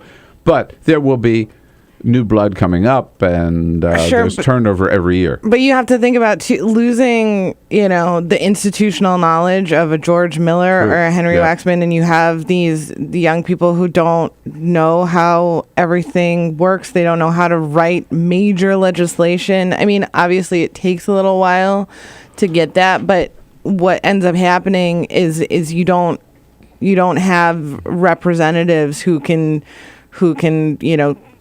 get stuff, who can actually get stuff done, who have been there, who know how things work. I mean, this Congress has had an enormous turnover in the last 3 or 4 years. I wrote a story about it, I think, while I was still at Politico, just how young and inexperienced this Congress is. And so when you lose guys like that, it ends up kind of hurting everyone else. And Republicans are crowing about a CBO, Congressional Budget Office report yesterday, which talked, among other things, about Obamacare. Are they reporting it correct? Are they really telling the truth when they comment on what it's all about? Kate Nocera stays with us here with BuzzFeed, and you can join the conversation anytime at 866-55-PRESS. We'll be right back. Seen on Free Speech TV and online on TawkrTV. This is the Bill Press Show.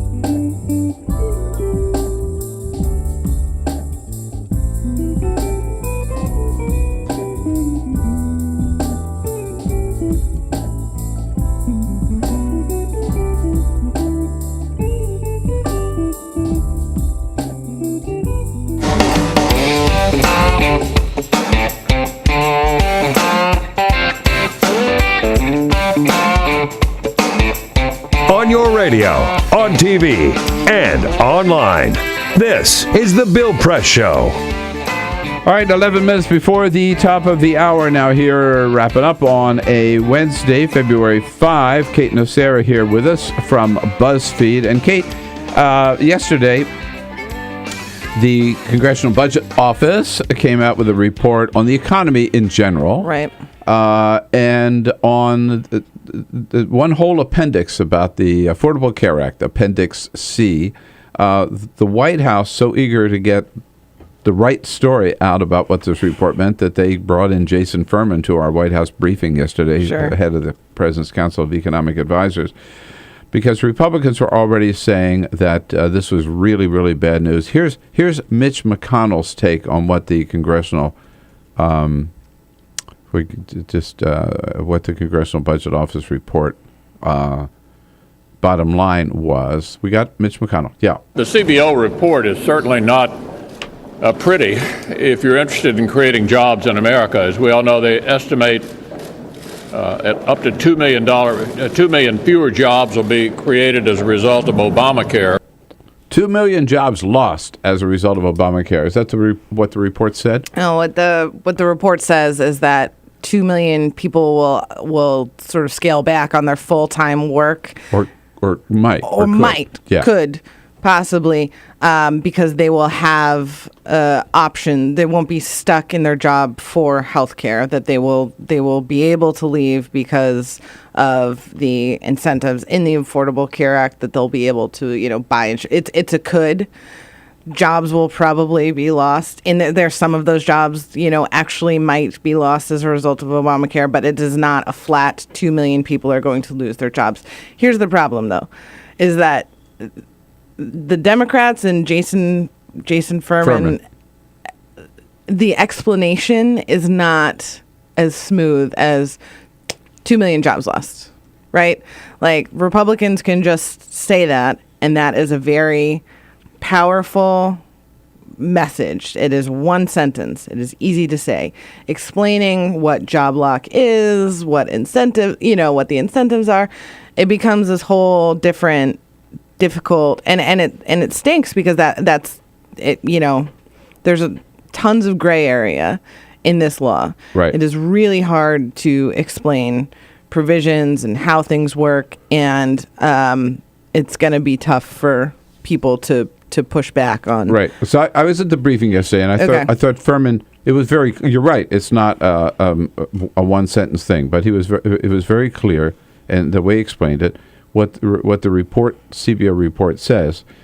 Right now, there are a lot of people who are in jobs that they either don't like, and they're only there, or whatever. They're kind of locked into, if you will, right? Because, and tell me if I get this wrong. Yeah. The way I understand it, they're there because that's how they get their health care. Right. And now they have some other options. They could get expanded Medicaid if they qualify, might give them health insurance. Or they can get a federal subsidy and buy in, or various ways under the Affordable Care. They have these options. Right. And up to 2.5 million people could take advantage of those options, saying, hey, I don't like this job anyway. If I can do something different and still have my health care, I'm near retirement age. I'd like to work not 60 hours a week anymore. I'd like to work maybe 35. Yeah. I want to work less so I can start a little business of my own or whatever, right? They have those options, those choices, right? I mean, that's the reality. And you're right, 2.5 million people might do it, or 1 million might, or who knows, right? It's their choice, right? But so that is more difficult to explain. I just proved that. At the same time, Republicans just say it's gonna cost, right? 2 million jobs will be lost. They could say that. It's very simple to say, but it's not true. Do they have any concern about the truth? The interesting, the thing that I always find fascinating about CBO reports is that it's like a choose your own adventure for members on the Hill on what they want to see in a CBO report. So yesterday, that was like the cold hard truth for Republicans, was that 2 million jobs were going to be lost. There was another piece of the CBO. And by the way, and Fox News. Yeah, there was another piece of the CBO report that said repeal of the risk corridors would actually increase the deficit by $8 billion if you got rid of them, that it actually was a moneymaker to keep this risk corridor provision in the healthcare law, which they're really trying to repeal right now. So now they'll have to find $8 billion in pay-fors. And I was asking some members about that, and they're like, well, it's the CBO. I mean, it's not not real. So it's definitely like a choose what you want. Beauty in the eye of the beholder, as they say. Kate Nocera, so great to have you back. Thank you. Thanks Good for being your here. fun work, and thanks for joining us this morning. I'll be back with today's parting shot. This is the Bill Press Show.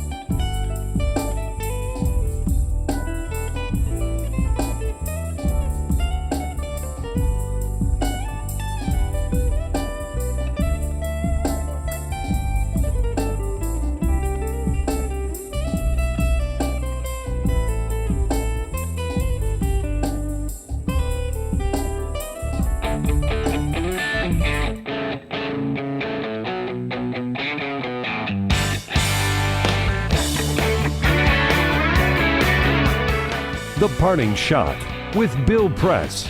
This is the Bill Press Show. All right, here's a headline you will never see in this country: bankers on trial. But that's a headline out of Dublin, where 3 bankers are now on trial for causing the collapse of the Irish economy in 2010. That collapse of the Irish economy was just like our own economic collapse in 2008.